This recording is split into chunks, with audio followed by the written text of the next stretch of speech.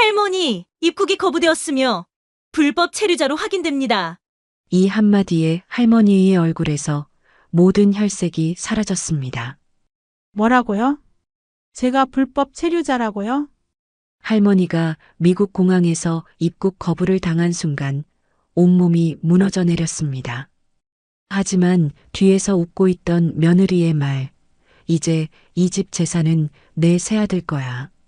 여러분, 과연 이 막장 갈등은 어디까지 이어질까요? 입국 거부, 며느리 갈등의 반전 드라마가 곧 시작 전에 구독과 좋아요, 알림 설정 부탁드립니다.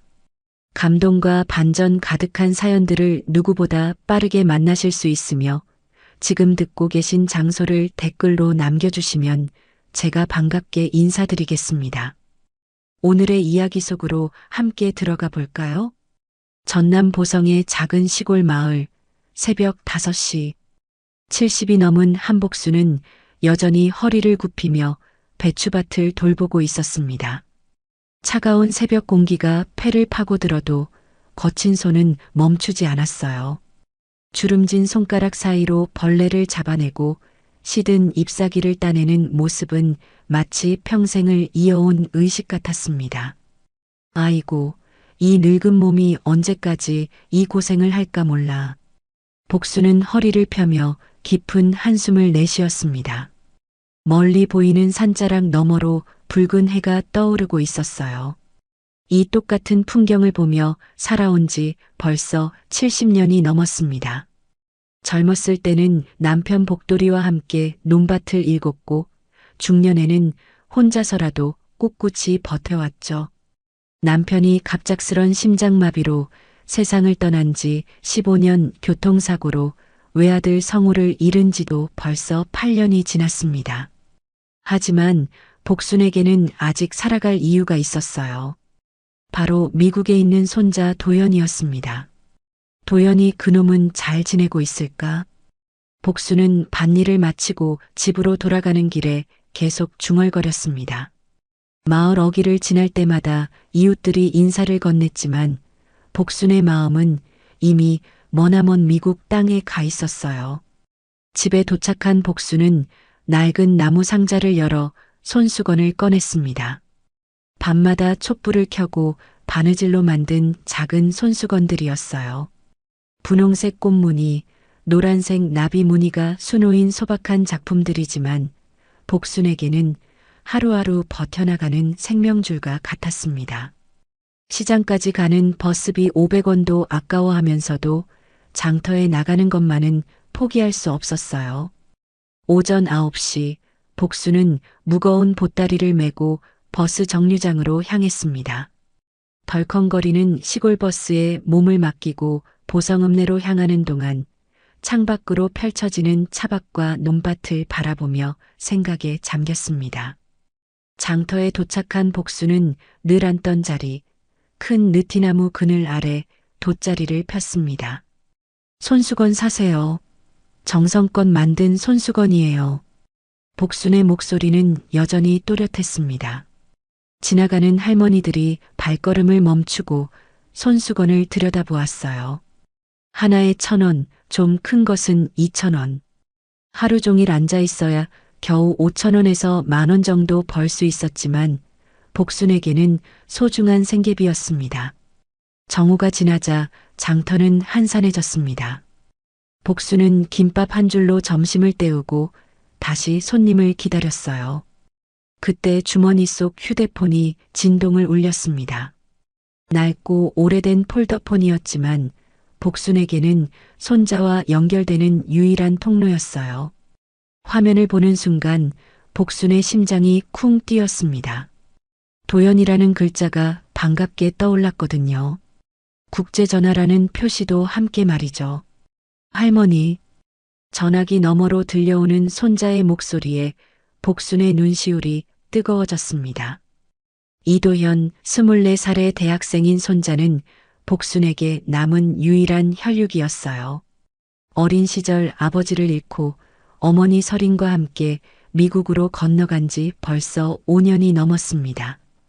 도연아, 우리 도연이 잘 지내고 있지? 밥은 제때 먹고 있고? 복순의 목소리에는 그리움이 가득 담겨 있었습니다. 화상통화로 가끔 얼굴을 보긴 하지만 손자의 실제 모습을 본 지는 너무 오래되었어요. 할머니, 저 방학이에요. 그런데 도연의 목소리가 갑자기 진지해졌습니다. 복수는 무언가 중요한 이야기가 나올 것 같아 긴장했어요. 할머니, 이번에는 꼭 미국에 와주세요. 제발이요. 할머니를 꼭 만나고 싶어요. 복순의 가슴이 쿵 내려앉았습니다. 미국? 그 머나먼 나라를? 평생 고향 보성을 벗어나 본 적이 없던 복순에게는 상상조차 할 수 없는 일이었어요. 도연아, 그게 어디 쉬운 일이냐? 비행기 표도 얼마나 비싸고. 할머니, 걱정 마세요. 제가 아르바이트해서 모은 돈이 있어요. 항공료도 제가 다 해결할게요. 정말 간절해요, 할머니. 도연의 목소리에는 절실함이 묻어 있었습니다. 복수는 손자가 왜 이렇게 간절해하는지 궁금했지만 그보다는 손자를 만나고 싶은 마음이 더 컸어요. 그런데 할머니가 그 먼 나라까지 혼자 갈 수 있을까? 괜찮아요, 할머니. 공항에서 도움을 받을 수 있어요. 그리고 엄마도 마중 나올 거예요. 서린이 마중을 나온다는 말에 복수는 조금 안심했습니다. 며느리와는 사이가 그리 좋지 않았지만 그래도 가족이니까 도와주겠지 싶었어요. 정말 할매를 보고 싶어 하는 거냐? 네, 할머니. 정말 간절해요. 할머니 안 오시면 저 정말 서운할 거예요. 복수는 더 이상 망설일 수 없었습니다. 손자의 간절한 목소리를 듣고 있으니 가슴 한편이 뜨거워졌어요. 알겠다, 도연아. 할매가 갈게. 정말요? 진짜 오실 거예요? 도연의 기쁨에 찬 목소리를 들으며 복순도 덩달아 기뻤습니다. 하지만 동시에 두려움도 밀려왔어요. 과연 자신이 그 먼 길을 무사히 갈 수 있을까 하는 걱정 말이죠. 전화를 끊고 난 후 복수는 오랫동안 휴대폰을 바라보았습니다. 손자의 웃는 얼굴 사진이 화면 보호기로 떠 있었어요. 몇 년 전 찍은 사진이라 지금은 더 많이 컸을 텐데 복수는 실제 모습이 너무나 궁금했습니다. 내 남은 소원이 뭐겠어. 도연이 얼굴 한번 제대로 보고 한번 꼭 안아보는 거지. 복수는 그날 일찍 집으로 돌아왔습니다. 서랍 깊숙한 곳에서 낡은 여권을 꺼냈어요. 몇 년 전 만들어둔 것인데 한 번도 사용해 본 적이 없었습니다. 이제 그 여권이 드디어 쓰일 때가 온 것 같았어요. 그날 밤 복수는 작은 보따리를 꺼내 짐을 싸기 시작했습니다. 손수 담근 된장 한 통, 정성껏 만든 손수건 몇 장, 그리고 특별한 날을 위해 아껴두던 분홍 저고리 한복 한 벌. 소박하지만 할머니의 사랑이 가득 담긴 선물들이었어요. 미국에서 손자를 만날 생각에 복순의 마음은 두근거렸습니다. 설렘과 두려움이 교차하는 밤이었어요. 일주일 후 인천국제공항. 복수는 생전 처음 보는 거대한 공항 건물 앞에서 넋을 잃고 서 있었습니다. 천장이 얼마나 높은지 목이 아플 정도였고 사람들이 개미떼처럼 바삐 오가는 모습에 어지러움을 느꼈어요. 아이고, 이런 큰 곳이 다 있구나. 복수는 작은 보따리를 꽉 움켜쥐며 발걸음을 옮겼습니다. 도연이 미리 알려준 대로 체크인 카운터를 찾아가야 했는데 공항 안내판의 영어와 한글이 뒤섞인 표시들이 복순에게는 암호 같았어요. 할머니, 어디 가세요? 친절한 공항 직원이 다가와 도움을 주었습니다. 복수는 떨리는 손으로 비행기표를 꺼내 보여주었어요. 미국 로스앤젤레스요? 국제선 출발은 저쪽이에요. 직원의 안내를 받아 체크인을 마친 복수는 출국 심사대로 향했습니다.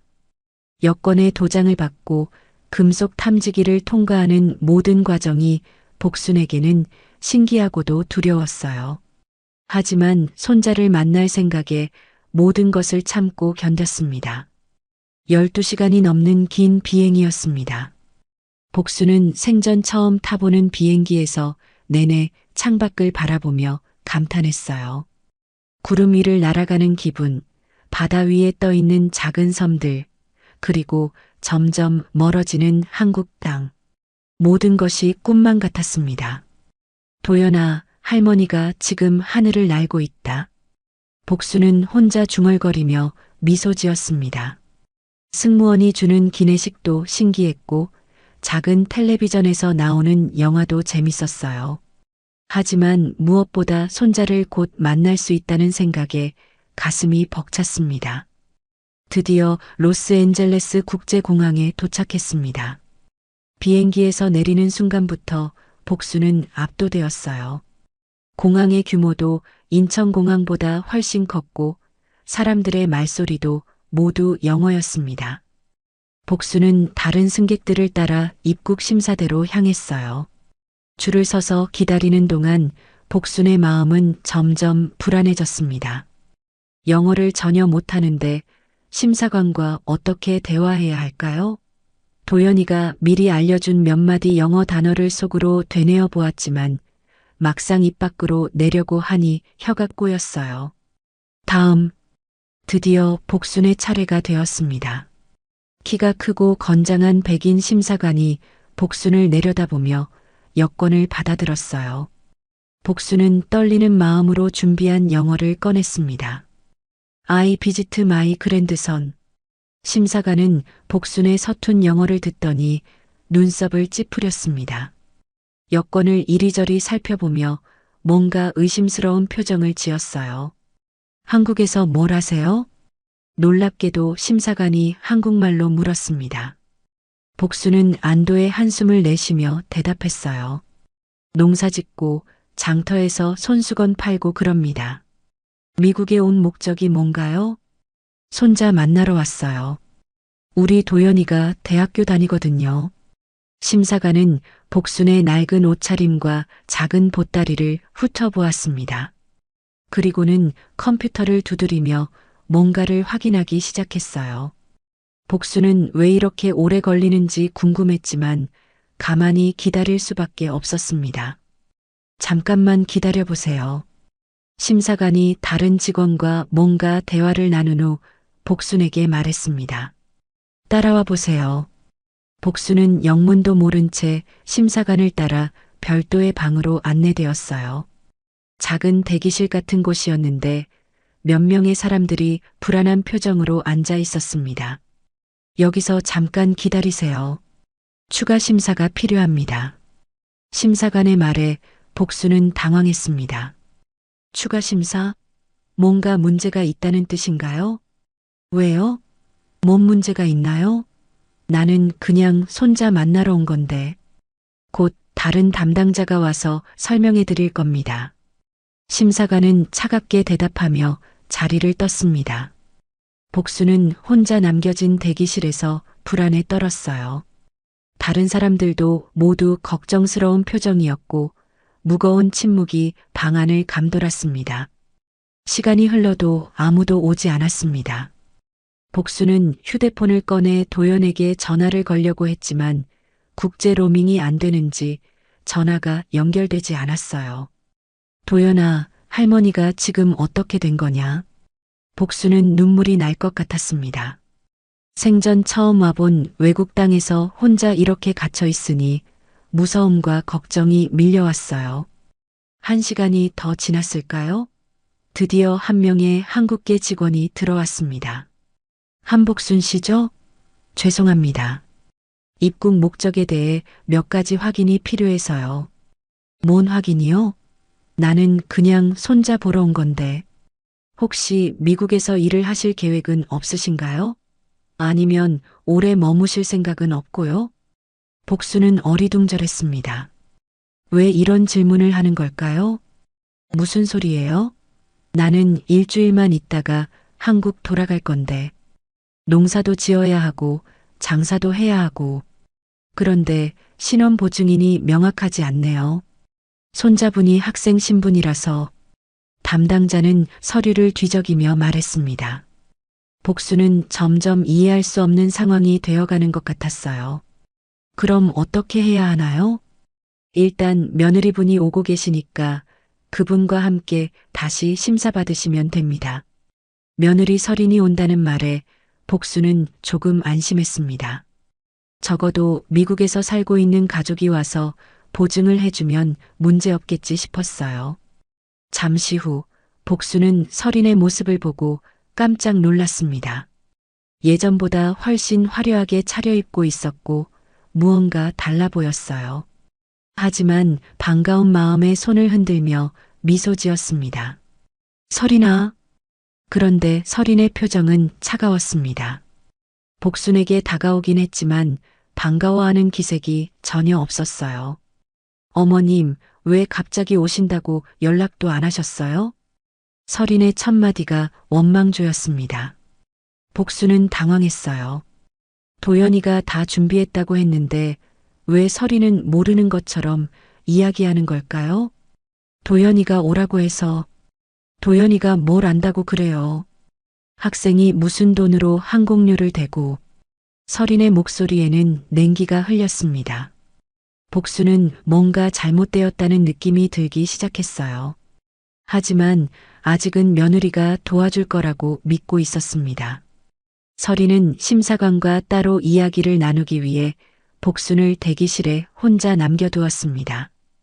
복순은 불안한 마음으로 의자에 앉아 기다렸어요. 유리창 너머로 보이는 서린의 모습이 뭔가 이상했습니다. 심사관과 대화하는 서린의 표정에는 미소까지 떠올라 있었거든요. 뭔 이야기를 저렇게 오래 하는 거냐? 복수는 시계를 보며 중얼거렸습니다. 벌써 1시간째 기다리고 있었어요. 다른 대기자들은 하나둘 심사를 마치고 나가는데 복순만 계속 남아 있었습니다. 그때 복순의 시선이 유리창 저편으로 향했습니다. 서린이 심사관과 악수를 나누며 헤어지는 모습이 보였어요. 그런데 서린의 얼굴에 떠있는 표정이 이상했습니다. 안도감? 아니면 만족감? 복수는 정확히 뭔지 알 수 없었지만 불편한 느낌이 들었어요. 서린이 대기실로 돌아왔습니다. 하지만 예상과 달리 복순을 데리러 온 게 아니었어요. 어머님, 문제가 좀 있어요. 무슨 문제? 뭔 문제가 있다는 거냐? 복순은 가슴이 철렁 내려앉았습니다. 서린의 표정이 너무 심각했거든요. 입국 심사에서 의심을 받고 계세요. 불법 체류 목적이 있다고 봐요. 불법 체류? 그게 뭔 소리냐? 나는 일주일만 있다가 돌아갈 건데. 복수는 목소리를 높였습니다. 도대체 무슨 일인지 이해할 수 없었어요. 손자 만나러 온 것뿐인데 왜 이런 의심을 받아야 하는 걸까요?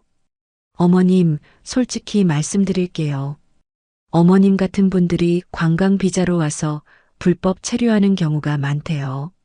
나이도 많으시고 한국에서 특별한 직업도 없으시고. 서린의 말에 복수는 충격을 받았습니다. 자신을 마치 범죄자 취급하는 것 같았거든요.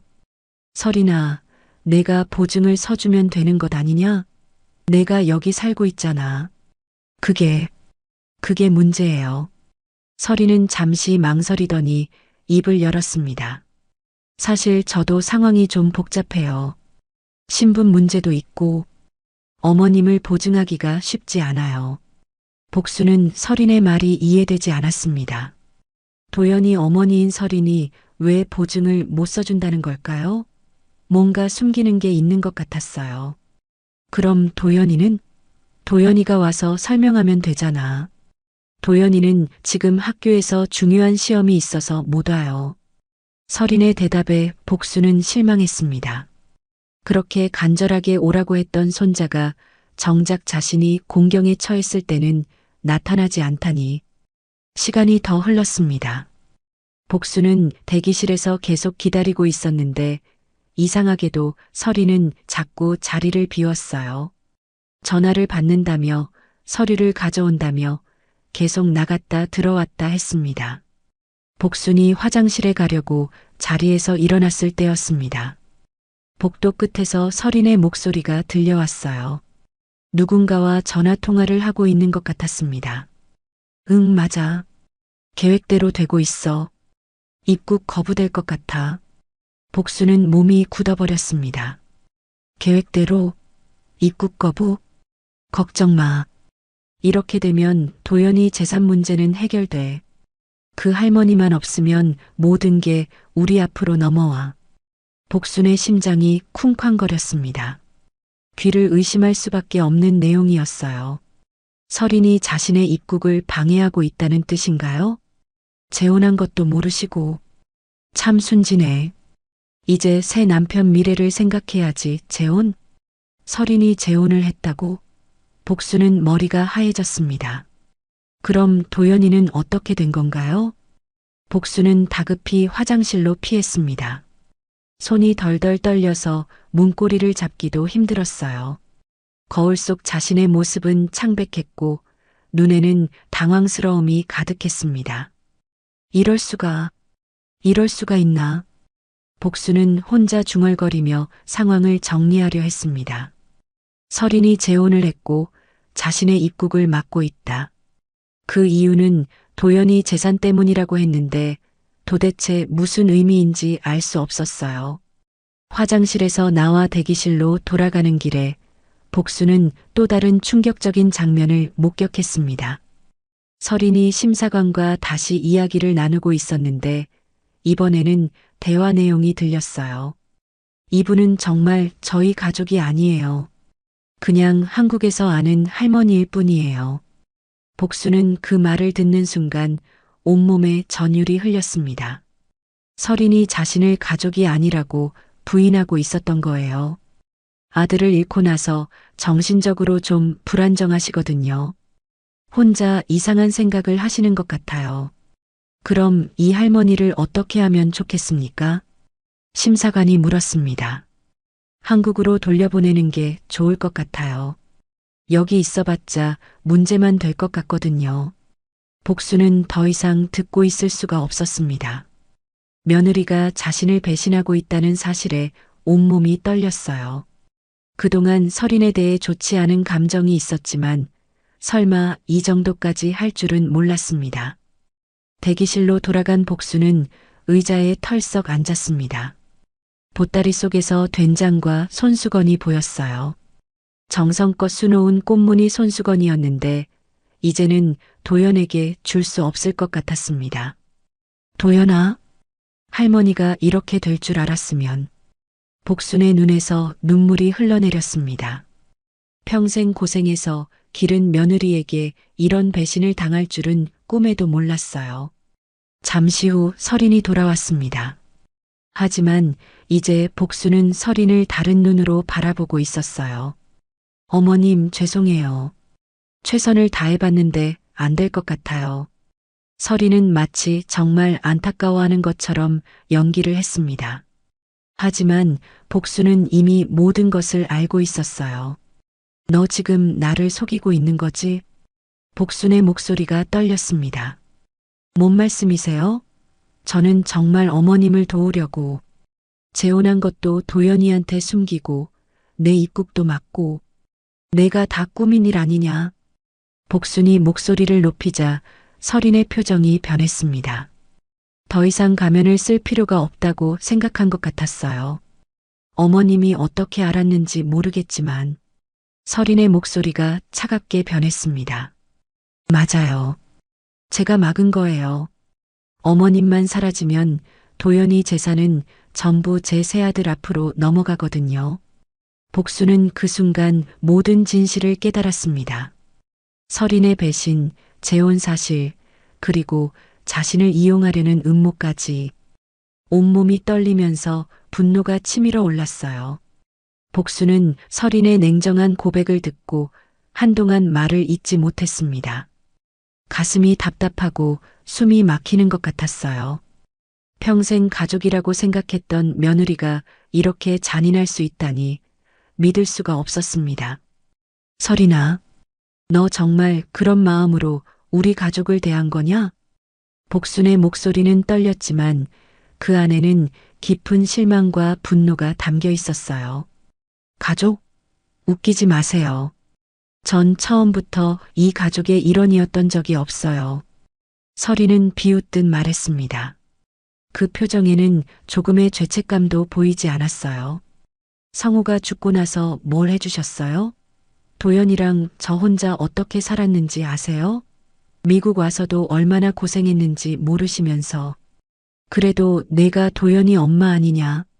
복순이 목소리를 높이려는 순간 서린이 손바닥을 들어 제지했습니다. 조용히 하세요. 여기서 소리 지르시면 더 곤란해져요.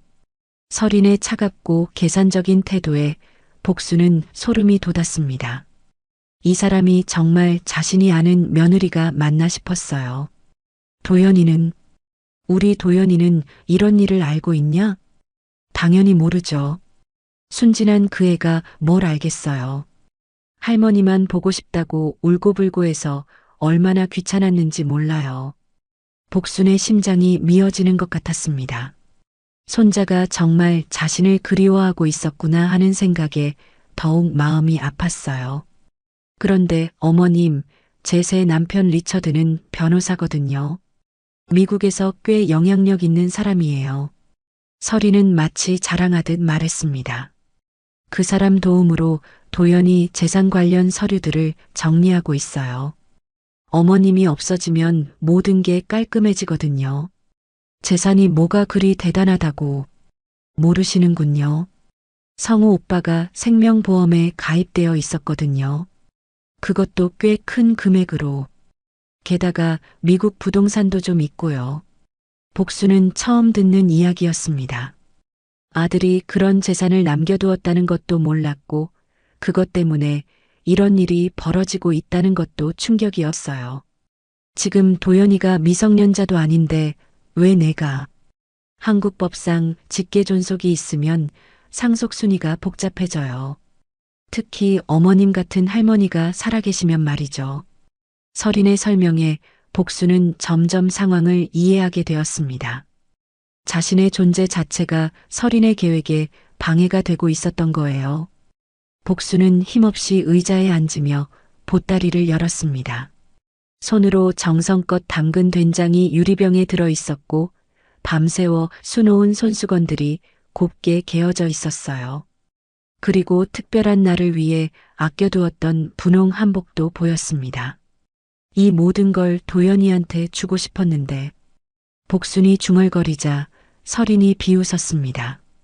그런 시골 물건들을 누가 좋아하겠어요? 여긴 미국이라고요. 그 순간 복순의 손이 보따리 밑바닥에 있는 무언가에 닿았습니다. 오래된 사진 한 장이었어요. 벌써 50년도 넘은 낡은 흑백 사진이었는데 복순은 그 사진을 보고 깜짝 놀랐습니다. 이게 여기 왜 있지?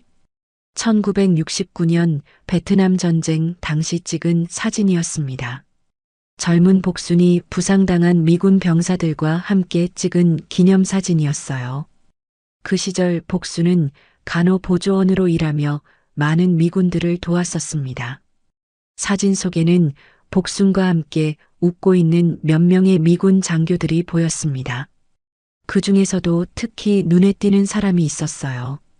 마이클 해리스라는 이름이 사진 뒷면에 적혀 있었습니다. 마이클. 복수는 그 이름을 조심스럽게 불러보았습니다. 베트남에서 총상을 입고 죽어가던 그를 복순이 직접 구해준 기억이 생생했어요. 그때 마이케은 복순에게 당신 덕분에 살았다. 평생 은혜를 잊지 않겠다고 말했었습니다. 사진 뒷면을 자세히 보니 연필로 희미하게 쓰인 전화번호가 보였습니다. 오래되어서 잘 보이지 않았지만 어렴풋이 읽을 수 있었어요. 설마 이 사람이 아직 살아있을까? 복수는 떨리는 손으로 사진을 쥐었습니다. 마지막 희망의 끈 같은 느낌이었어요. 어머님, 뭘 보고 계세요? 서린이 궁금해하며 다가왔지만 복수는 재빨리 사진을 숨겼습니다. 아무것도 아니야. 그런데 어머님, 이제 결정하셔야 해요. 여기서 더 버티시면 강제 추방당할 수도 있어요. 서린의 말에는 위협적인 뉘앙스가 담겨 있었습니다. 차라리 조용히 한국으로 돌아가시는 게 좋을 것 같은데요. 제가 항공료는 대드릴게요. 복수는 서린의 가짜 친절함에 속이 메스꺼웠습니다. 하지만 지금 당장은 어쩔 수 없는 상황이었어요. 알겠다. 돌아가마. 복순의 대답에 서린은 안도의 표정을 지었습니다. 현명한 선택이세요. 도연이한테는 제가 잘 설명해 드릴게요. 뭐라고 설명할 거냐? 할머니가 갑자기 몸이 아프셔서 급히 한국으로 돌아가셨다고 하면 되죠. 서린은 이미 모든 것을 계획하고 있었던 것 같았습니다. 복수는 그런 서린을 보며 한심하다는 생각이 들었어요. 서린이 자리를 비운 사이 복수는 조심스럽게 휴대폰을 꺼냈습니다. 사진 뒷면의 전화번호를 보며 망설였어요. 50년이 넘은 번호가 과연 연결될까요? 그리고 설사 연결된다고 해도 마이클이 복순을 기억할까요? 하지만 지금 상황에서는 이것만이 유일한 희망이었습니다. 복수는 떨리는 손가락으로 번호를 눌러보았어요. 제발, 제발 연결되어라. 복수는 떨리는 손가락으로 번호를 눌렀지만 신호음만 길게 울릴 뿐 연결되지 않았습니다. 한 번, 두 번, 세 번. 계속 시도해봐도 마찬가지였어요. 아무래도 안 되는구나. 복수는 실망하며 휴대폰을 내려놓으려던 순간 누군가 대기실로 들어왔습니다. 심사관이었어요. 한복순 씨 최종 결정이 나왔습니다. 심사관의 표정은 딱딱했습니다. 복수는 가슴이 철렁 내려앉았어요. 입국이 거부되었습니다. 내일 아침 첫 비행기로 한국에 돌아가셔야 합니다. 그럼 손자는 못 만나는 건가요? 복순의 목소리는 간절했습니다. 이렇게 멀리 와서 손자 얼굴 한번 못 보고 돌아간다니 너무 억울했어요. 죄송합니다. 규정상 어쩔 수 없습니다. 심사관은 차갑게 대답했습니다. 그 순간 서린이 나타났어요. 어머님 들으셨죠? 이제 정말 돌아가셔야 해요. 서린의 목소리에는 만족감이 섞여 있었습니다. 모든 것이 자신의 계획대로 되어가고 있다는 표정이었어요. 복수는 보따리를 정리하며 눈물을 삼켰습니다. 정성껏 준비한 된장이 유리병 안에서 출렁거렸고 손수 놓은 손수건들이 구겨져 보였어요. 무엇보다 도연이가 입어보길 바랐던 분홍 한복이 가장 마음 아팠습니다. 짐을 싸던 중 된장병이 바닥에 떨어져 깨졌습니다. 갈색 된장이 바닥에 흘러내리고 유리 조각들이 사방으로 튀었어요. 아이고, 이걸 어쩌나. 복수는 무릎을 꿇고 된장을 닦으려 했습니다. 손수건으로 닦아내려 하니 손수건도 더러워졌어요. 평생 정성으로 만든 것들이 한순간에 망가지는 모습을 보며 복순의 마음도 산산조각 났습니다. 어머님, 지저분하게 왜 그러세요? 청소부가 치울 거예요. 서리는 복순을 말리며 짜증스러워했습니다. 이 된장을 도연이가 좋아하는 된장찌개를 끓여주려고. 복순은 깨진 병을 바라보며 중얼거렸습니다. 그 모습이 너무나 초라하고 처량해 보였어요. 짐을 다시 정리하던 복순은 사진이 바닥에 떨어진 것을 발견했습니다. 베트남 전쟁 당시에 그 귀중한 사진이었어요. 사진도 된장에 젖어서 얼룩이 생겼지만 다행히 뒷면의 전화번호는 아직 읽을 수 있었습니다. 마지막으로 한 번만 더. 복수는 마음을 다잡고 다시 전화를 걸어보기로 했습니다. 이번에도 신호음이 길게 울렸어요. 한 번, 두 번, 세 번. 제발, 제발 한 번만. 복수는 간절히 기도했습니다. 그런데 6번째 신호음에서 갑자기 전화가 연결되었어요. 안녕하세요? 영어로 대답하는 목소리가 들렸습니다. 복수는 너무 놀라서 말을 못했어요. 여보세요? 복수는 영어를 못해서 당황했습니다. 그러다가 용기를 내어 한국말로 말했어요. 마이클 해리스? 전화 너머가 잠시 조용해졌습니다. 그리고 놀란 듯한 목소리가 들려왔어요. 누구세요? 복수는 영어를 알아들을 수는 없었지만 상대방이 놀라는 것 같다는 느낌은 받았어요. 나, 복순이에요. 한복순, 베트남에서, 복순이라고 했나? 이번에는 한국말로 대답이 왔습니다. 발음이 어색하긴 했지만 분명한 한국말이었어요. 네, 맞아요. 한복순이에요. 복수는 흥분해서 소리쳤습니다. 정말 마이클이 맞는 것 같았어요. 오 마이 갓, 복순, 정말 당신인가요? 전화 너머 목소리가 떨렸습니다. 1969년 베트남에서 당신이 제 생명을 구해주셨죠. 복순의 눈에서 눈물이 흘러내렸습니다. 정말 마이클이 맞았어요. 그리고 그가 자신을 기억하고 있었습니다. 맞아요. 당신이 총에 맞아서 피를 많이 흘렸는데 제가 응급처치를. 그래요. 맞아요. 복순, 내 생명의 은인. 마이클의 목소리에도 감격이 묻어났습니다. 지금 어디에 계세요? 로스앤젤레스 공항이에요. 그런데 입국을 못하게 해서 복수는 급하게 상황을 설명하려 했습니다. 뭐라고? 입국 거부? 그럴 리가 없어요. 지금 정확히 어디에 있어요? 공항 대기실. 내일 한국으로 돌려보낸대요. 절대 안 됩니다. 복순, 걱정하지 마세요. 지금 즉시 해결해 드릴게요. 마이클의 목소리가 단호해졌습니다. 그런데 당신은 지금 뭐 하세요? 복수는 궁금했습니다. 마이클이 어떤 일을 하길래 이렇게 자신 있게 말하는 걸까요? 복순, 저는 지금 미국 대통령입니다. 복수는 그 말을 듣고 깜짝 놀랐습니다. 대통령? 정말인가요? 대통령이라고요? 네, 맞습니다. 그리고 복순, 당신은 저의 생명의 은인이에요. 절대로 이런 대우를 받아서는 안 됩니다. 복수는 믿을 수 없었습니다. 베트남에서 만났던 그 젊은 병사가 미국의 대통령이 되었다니요. 지금 당장 공항 책임자에게 연락하겠습니다. 복순, 조금만 기다려요. 곧 모든 게 해결될 거예요. 정말인가요? 당연합니다. 당신은 저의 은인이자 미국의 영웅이에요. 전화를 끊고 난 후 복수는 한동안 멍하니 앉아 있었습니다. 방금 일어난 일이 꿈인지 현실인지 구분이 안 될 정도였어요. 그때 설인이 다가왔습니다. 어머님, 누구랑 통화하셨어요? 아무도 아니야. 복수는 아직 설인에게 말하고 싶지 않았습니다. 정말로 도움이 될지 확실하지 않았거든요. 하지만 복순의 마음속에는 작은 희망이 생겼습니다. 마이클이 정말 대통령이라면, 그리고 정말로 도와준다면 상황이 바뀔 수 있을 것 같았어요. 전화를 끊고 난 지 10분 정도 지났을까요?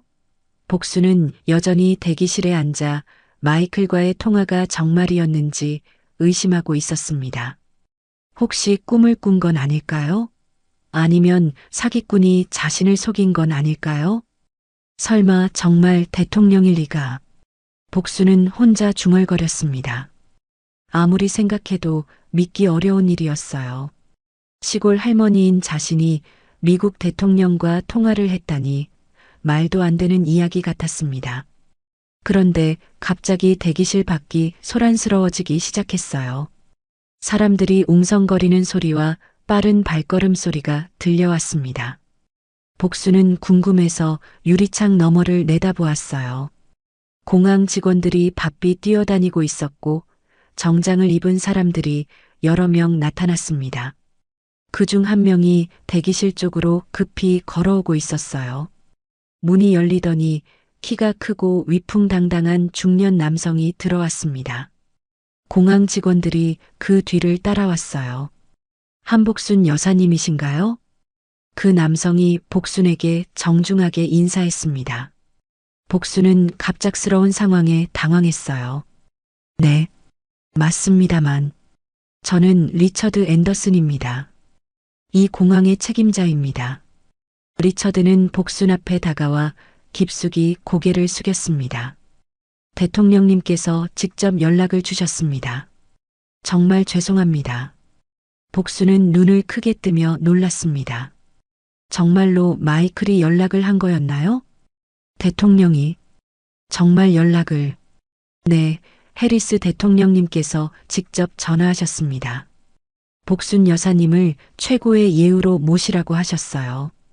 리처드의 말에 복순은 아직도 믿기 어려웠습니다.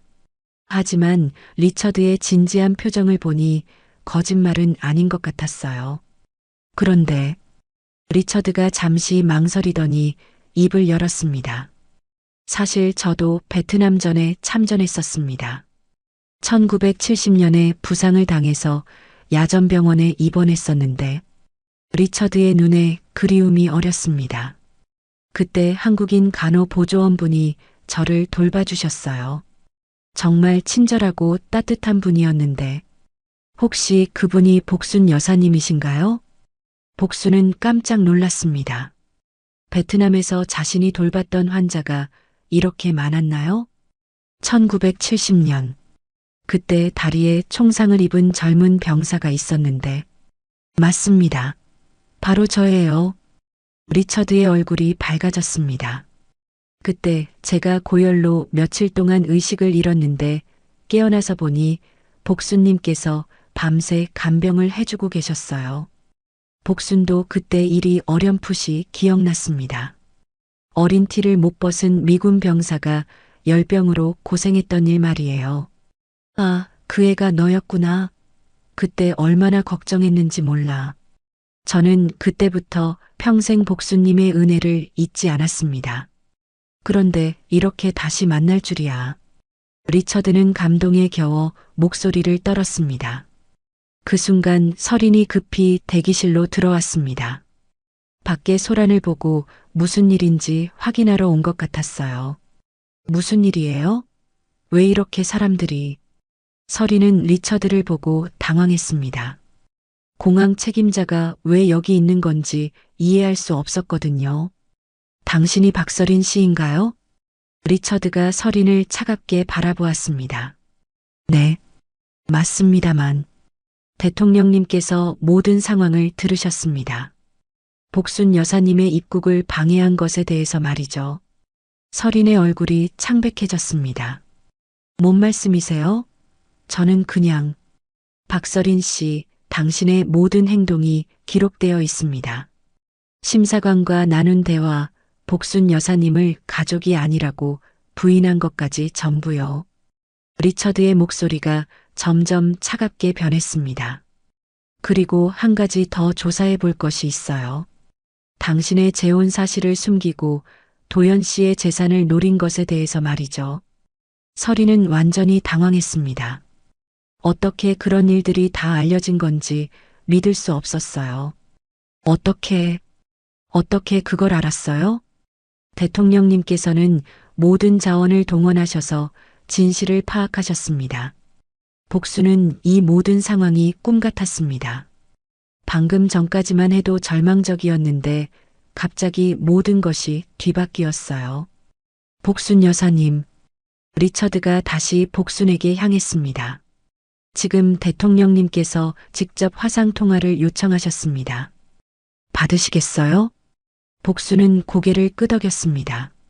리처드가 태블릿을 가져와 화면을 켰어요. 곧 화면에 마이클의 모습이 나타났습니다. 나이가 들긴 했지만 베트남에서 봤던 그 따뜻한 미소가 그대로 남아 있었어요. 복순, 정말 당신이군요. 마이클이 화면 속에서 환하게 웃었습니다. 마이클, 정말 대통령이 된 거예요? 네, 복순. 그리고 오늘 이 순간이 제가 대통령이 된 것을 가장 자랑스럽게 생각하는 날입니다. 마이클의 진심 어린 말에 복순의 눈에 눈물이 맺혔습니다. 복순, 당신은 제 생명의 은인일 뿐만 아니라 수많은 미군들의 은인이에요. 당신 같은 분이 이런 대우를 받아서는 절대 안 됩니다. 고마워요. 아니에요, 복순. 제가 더 감사해요. 그리고 이제부터 미국의 모든 문이 당신을 위해 열려 있을 것입니다. 화면 속 마이클이 단호하게 말했습니다. 그리고 박서린 씨, 마이클이 서린을 향해 시선을 돌렸습니다. 당신의 행위는 용서받을 수 없습니다. 지금 당장 수사기관에서 조사할 것입니다. 서린은 그 자리에서 주저앉을 뻔했습니다. 모든 계획이 수포로 돌아가는 순간이었어요. 복순, 손자분이 지금 오고 있어요. 곧 만날 수 있을 겁니다. 마이클의 말에 복순은 가슴이 뛰었습니다. 드디어 도연이를 만날 수 있다는 거였어요. 화상 통화가 끝나고 난 후 공항은 완전히 다른 분위기가 되었습니다. 경비원들이 서린 주변을 에워쌌고 공항 직원들은 복순을 극진히 모시기 시작했어요. 불과 1시간 전까지만 해도 입국 거부자 취급을 받던 복순이 이제는 귀빈이 된 상황이었습니다. 복순 여사님, 편안한 곳으로 안내해 드리겠습니다. 리처드가 정중하게 말했습니다. 하지만 복순은 자리에서 일어나지 않았어요. 아직 도연이가 안 왔잖아요. 복순은 손자를 기다리는 마음에 조금도 움직이고 싶지 않았습니다. 곧 도착할 겁니다. 지금 급히 오고 있어요. 리처드가 안심시켰지만 복순의 마음은 여전히 불안했어요. 과연 도연이가 정말 올까요? 서린이 뭔가 방해하지는 않을까요? 그때 서린이 경비원들에게 둘러싸인 채로 복순에게 다가왔습니다. 어머님, 제발 살려주세요. 서린의 목소리는 떨리고 있었어요. 이제 와서 사정하는 모습이 복순에게는 측은하기도 하고 한편으로는 화가 나기도 했습니다. 서린아, 넌 왜 이런 짓을 했느냐? 도연이가 뭘 잘못했다고. 정말 미안해요. 제가 너무 욕심을 부렸어요. 서린은 울먹이며 말했습니다. 하지만 복순은 더 이상 서린의 말을 믿을 수 없었어요. 이제 와서 미안하다고 해서 뭐가 달라지냐? 넌 날 가족이 아니라고 했잖아. 복순의 목소리에는 깊은 상처가 묻어 있었습니다. 그건 정말 순간적으로 그랬던 거예요. 마음에도 없는 말이었어요. 마음에도 없는 말? 그럼 재혼한 것도 마음에도 없이 한 일이냐? 복순의 날카로운 지적에 서린은 말문이 막혔습니다. 도연이한테는 뭐라고 설명할 거냐? 엄마가 재혼했다는 것도 모르고 할머니를 만나러 오라고 했는데 엄마가 막았다는 것도 모르고. 복순의 말에 서린은 점점 작아졌습니다. 그 순간 공항 입구 쪽에서 급한 발걸음 소리가 들려왔습니다. 복순은 가슴이 뛰기 시작했어요. 혹시 도연이가 온 것일까요? 할머니. 멀리서 들려오는 익숙한 목소리에 복순은 벌떡 일어났습니다. 정말 도연이 목소리였어요. 도연아. 복순은 보따리를 내팽개치고 뛰어나갔습니다. 복도 저편에서 도연이 숨을 헐떡이며 달려오고 있었어요. 키가 훌쩍 자란 모습이지만 여전히 복순에게는 어린 손자로 보였습니다. 할머니. 도연이 복순을 꽉 껴안았습니다. 복순도 손자를 품에 안고 눈물을 흘렸어요. 도연아, 우리 도연이 많이 컸구나. 할머니, 정말 오신 거예요? 꿈이 아니죠? 도연도 울음을 터뜨렸습니다. 그 모습을 본 복순은 가슴이 벅찼어요. 할머니가 진짜 왔다. 도연은 복순을 놓지 않으려는 듯 꽉 붙잡고 있었습니다. 그런데 할머니, 무슨 일이에요? 공항에 사람들이 이렇게 많고 엄마는 왜 저런 곳에 있어요? 도연이 서린을 발견하고 당황했습니다. 서린이 경비원들에게 둘러싸여 있는 모습을 보고 무슨 일인지 알 수 없었거든요. 도연아. 복순은 어떻게 설명해야 할지 몰랐습니다. 이 모든 진실을 손자에게 말해야 할까요? 엄마. 도연이 서린에게 달려가려 했지만 경비원이 막아섰습니다. 왜 엄마를 못 가게 해요? 도연은 상황을 이해할 수 없었어요. 그때 리처드가 나서서 상황을 설명했습니다. 도연 씨, 어머니께서 복순 할머니의 입국을 방해했습니다. 그리고 몇 가지 법적인 문제가 있어서. 뭐라고요? 엄마가 할머니 입국을 방해했다고요? 도연은 믿을 수 없다는 표정이었습니다. 엄마, 그게 정말이에요? 도연이 서린을 바라보며 물었습니다. 서린은 고개를 돌리며 대답하지 못했어요. 왜 대답을 안 해요? 엄마, 정말 그런 거예요?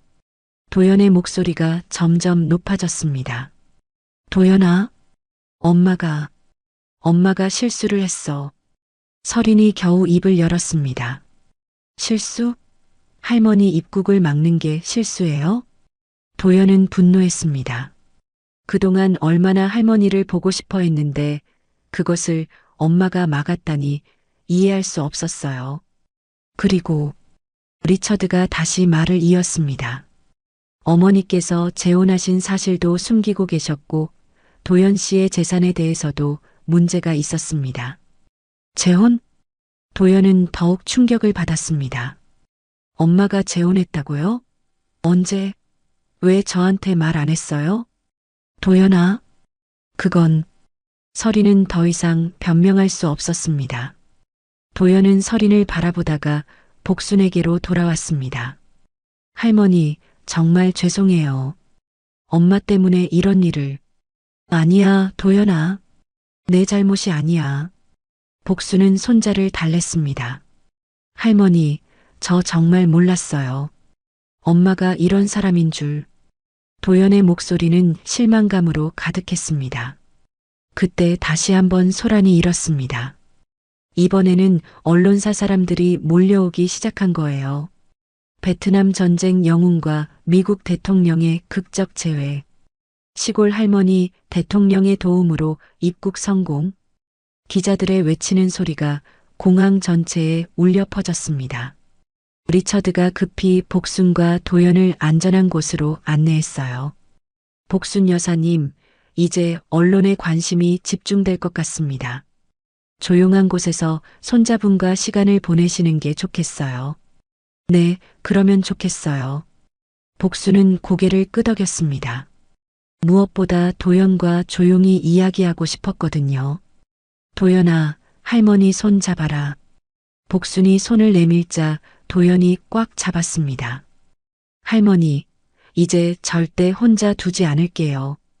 엄마가 아니라 할머니가 제 진짜 가족이에요. 도연의 말에 복순의 가슴이 따뜻해졌습니다. 이 모든 고생이 헛되지 않았다는 생각이 들었어요.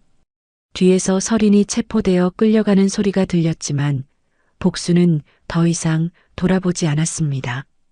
이제는 손자와의 시간이 더 중요했거든요. 3개월 후 복순은 백악관 집무실에서 마이클 대통령과 마주 앉아 있었습니다. 도연은 옆에서 신기한 듯 주변을 둘러보고 있었어요. 복순, 정말 오랜만이군요. 마이클, 내가 이렇게 큰 사람이 될 줄이야. 둘이 옛날 이야기를 나누고 있을 때 갑자기 비서가 급히 들어왔습니다. 대통령님, 박서린이 구치소에서 탈옥했습니다. 복순과 도연은 깜짝 놀랐어요. 서린이 탈옥했다니. 어떻게 그런 일이. 더 심각한 건 복수를 다짐했다는 증언이 있습니다. 복순 여사님과 도연 씨를 표적으로 삼을 가능성이 높아요. 그 순간 화재 경보기가 울리기 시작했습니다. 백악관 전체에 비상벨이 울려 퍼졌어요. 대통령님, 여러 곳에서 동시에 화재가 발생했습니다. 경호원이 급히 보고했어요. 동시에? 그럼 방화. 마이클의 얼굴이 심각해졌습니다. 그때 집무실 문이 열리더니 검은 후드를 쓴 사람이 들어왔어요. 후드를 벗자 서린의 모습이 드러났습니다. 눈빛은 차갑고 험악했어요. 어머님, 오랜만이네요. 설인의 목소리가 섬뜩했습니다. 설인아, 너 어떻게 여기까지? 백악관 청소부로 위장했어요. 생각보다 쉽더군요. 경호원들이 다가오려 했지만 설인이 뭔가를 꺼내 보였어요. 움직이지 마세요. 폭탄이에요.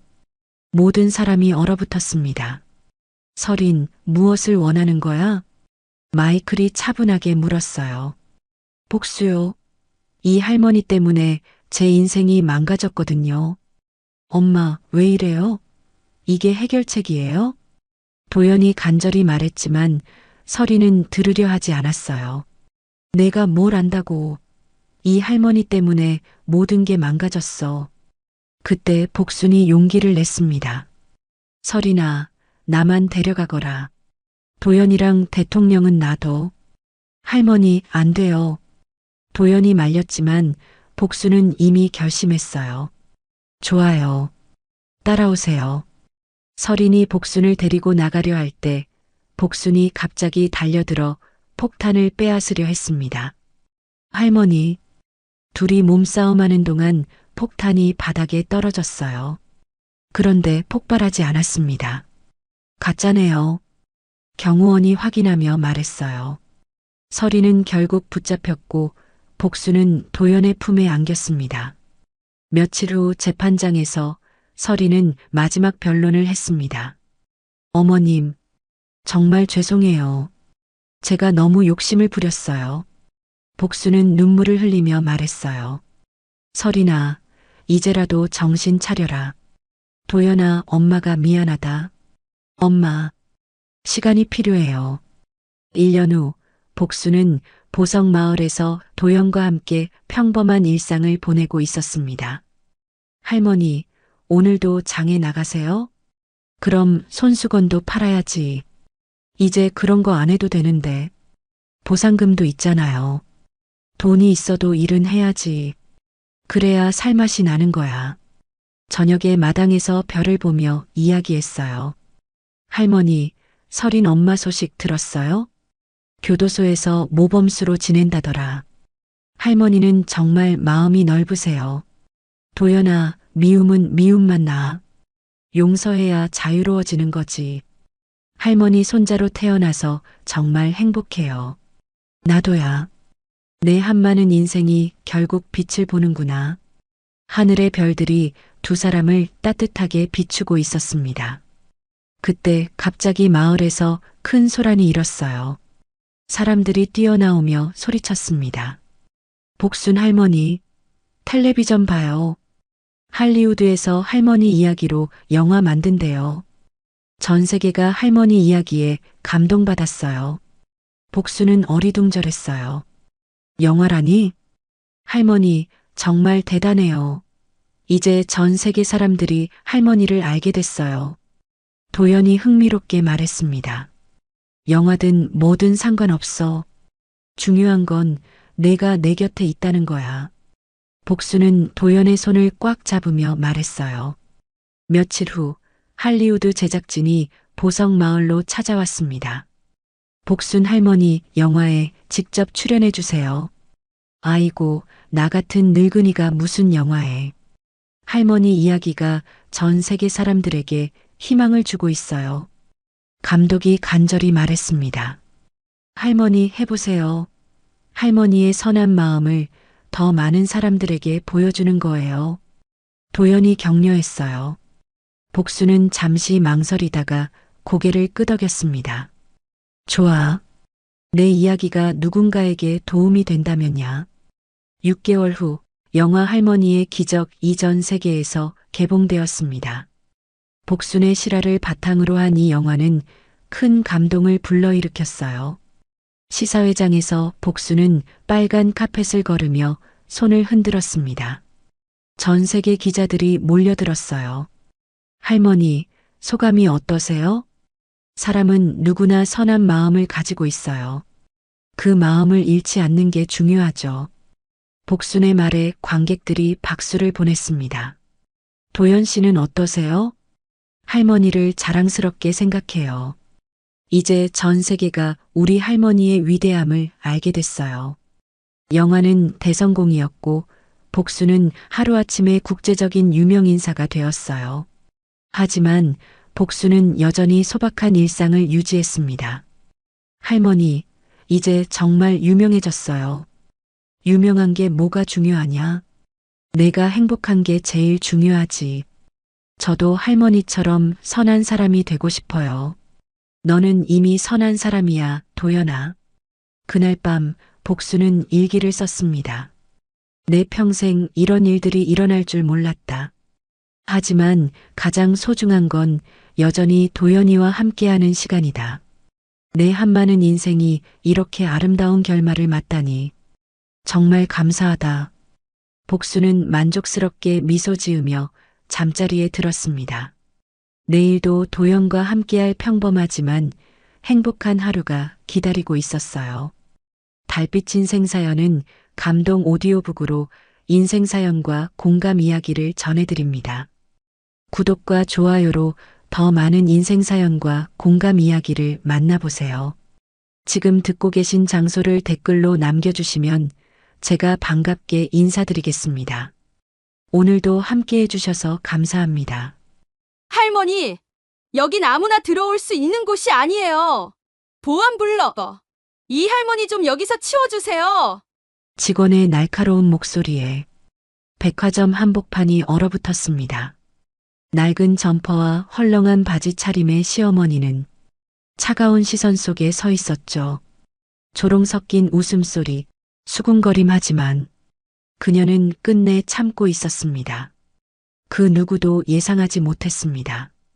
이 시어머니가 사실 이 백화점에 그 전에 잠깐 구독과 좋아요 부탁드리며 오늘의 이야기 속으로 함께 들어가 볼까요? 박금자는 오늘도 새벽 5시에 눈을 떴습니다. 60년이 넘는 세월 동안 몸에 밴 습관이죠. 침대에서 일어나 낡은 슬리퍼를 신고 부엌으로 향했는데 오늘은 뭔가 다른 예감이 들었어요. 마치 인생이 바뀔 만한 일이 일어날 것 같은 묘한 기분이었습니다. 오늘은 은지 얼굴이라도 봐야겠다. 금자는 혼잣말을 중얼거리며 물을 끓였습니다. 평생 시장 분식집에서 떡볶이와 김밥을 팔며 자식들을 키워낸 억척스러운 손이 여전히 바삐 움직였어요. 그런데 오늘따라 며느리 생각이 유난히 많이 났습니다. 어젯밤 꿈에서 은지가 울고 있는 모습을 봤거든요. 찬장에서 꺼낸 보리차를 우리며 금자는 며느리의 지난 5년을 떠올렸습니다. 정은지, 33세 나이에도 아직 계약직으로 고생하고 있는 며느리 아들 민수와 결혼할 때만 해도 그렇게 밝고 당당했는데 요즘에는 전화 목소리에서도 지친 기색이 역력했어요. 시어머님, 괜찮아요. 이번 평가만 잘 받으면 정규직 될 수 있어요. 항상 이렇게 말하는 은지였지만 금자의 귀에는 애써 밝게 꾸미는 목소리가 더 애절했습니다. 며느리가 백화점 명품관에서 얼마나 힘든 일을 당하고 있는지 금자는 6번째 감각으로 느끼고 있었어요. 거실로 나와 소파에 앉은 금자는 텔레비전을 켰습니다. 아침 뉴스에서는 요즘 젊은 층의 취업난에 대한 기사가 나오고 있었어요. 비정규직 차별 문제, 갑질 논란, 불공정한 평가 시스템 뉴스 속 이야기들이 모두 며느리의 현실 같아서 금자의 가슴이 먹먹해졌습니다. 아니야, 우리 은지는 괜찮을 거야. 스스로를 다독이려 했지만 불안감은 쉽게 가시지 않았어요. 특히 어제 아들 민수가 한 말이 계속 머릿속에 맴돌았습니다. 엄마, 은지가 이번에 정규직 전환 평가를 받는데요. 근데 워낙 경쟁이 치열하고 솔직히 걱정돼요. 요즘 백화점 분위기가 영 좋지 않다고 하더라고요. 민수의 목소리에는 걱정과 함께 무력감도 담겨 있었어요. 남편으로서 아내를 보호해주지 못하는 자책감 말이죠. 금자는 그런 아들의 마음도 충분히 이해했습니다. 하지만 동시에 며느리를 향한 모성애가 솟구쳤어요. 찻잔을 내려놓고 금자는 결심을 굳혔습니다. 오늘은 직접 백화점에 가서 며느리가 일하는 모습을 봐야겠다고 말이에요. 멀리서라도 지켜보며 응원해주고 싶었거든요. 혹시 힘든 일이 있으면 도와줄 수도 있을 테고요. 옷장을 열어보니 늘 입던 낡은 점퍼와 편한 바지들만 걸려 있었어요. 금자는 평생 화려한 옷에는 관심이 없었습니다. 분식집 일할 때도 늘 검은색이나 회색 옷만 입었거든요. 실용적이고 때 타지 않는 옷이 최고라고 생각했어요. 손때 묻은 검은색 점퍼를 꺼내 입으며 금자는 잠깐 망설였습니다. 혹시 너무 초라한 모습으로 가면 며느리한테 민폐가 되지 않을까 하는 생각이 들었거든요. 하지만 곧 고개를 저었어요. 내가 뭘 부끄러워해. 평생 정직하게 살아왔는데 20년 넘게 사용한 낡은 장바구니를 들고 현관으로 향했습니다.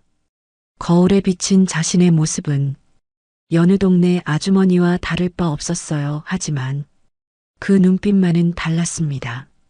며느리를 향한 깊은 사랑과 보호 본능이 가득 담겨 있었거든요. 지하철역까지 가는 길에 금자는 여러 생각이 들었습니다. 혹시 며느리가 자신을 보고 부담스러워하면 어쩌나, 백화점 분위기에 어울리지 않으면 어쩌나, 하지만 그런 걱정들을 모두 떨쳐버렸어요. 은지야, 시어머니가 오늘은 내 뒤에서 지켜줄게. 무슨 일이 있어도 내가 있으니까 걱정하지 마. 지하철을 타고 시내로 향하는 동안 금자의 마음은 복잡했습니다.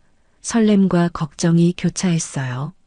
며느리가 얼마나 열심히 일하는지 직접 보고 싶었지만 동시에 혹시 힘든 모습을 보게 될까봐 불안하기도 했습니다.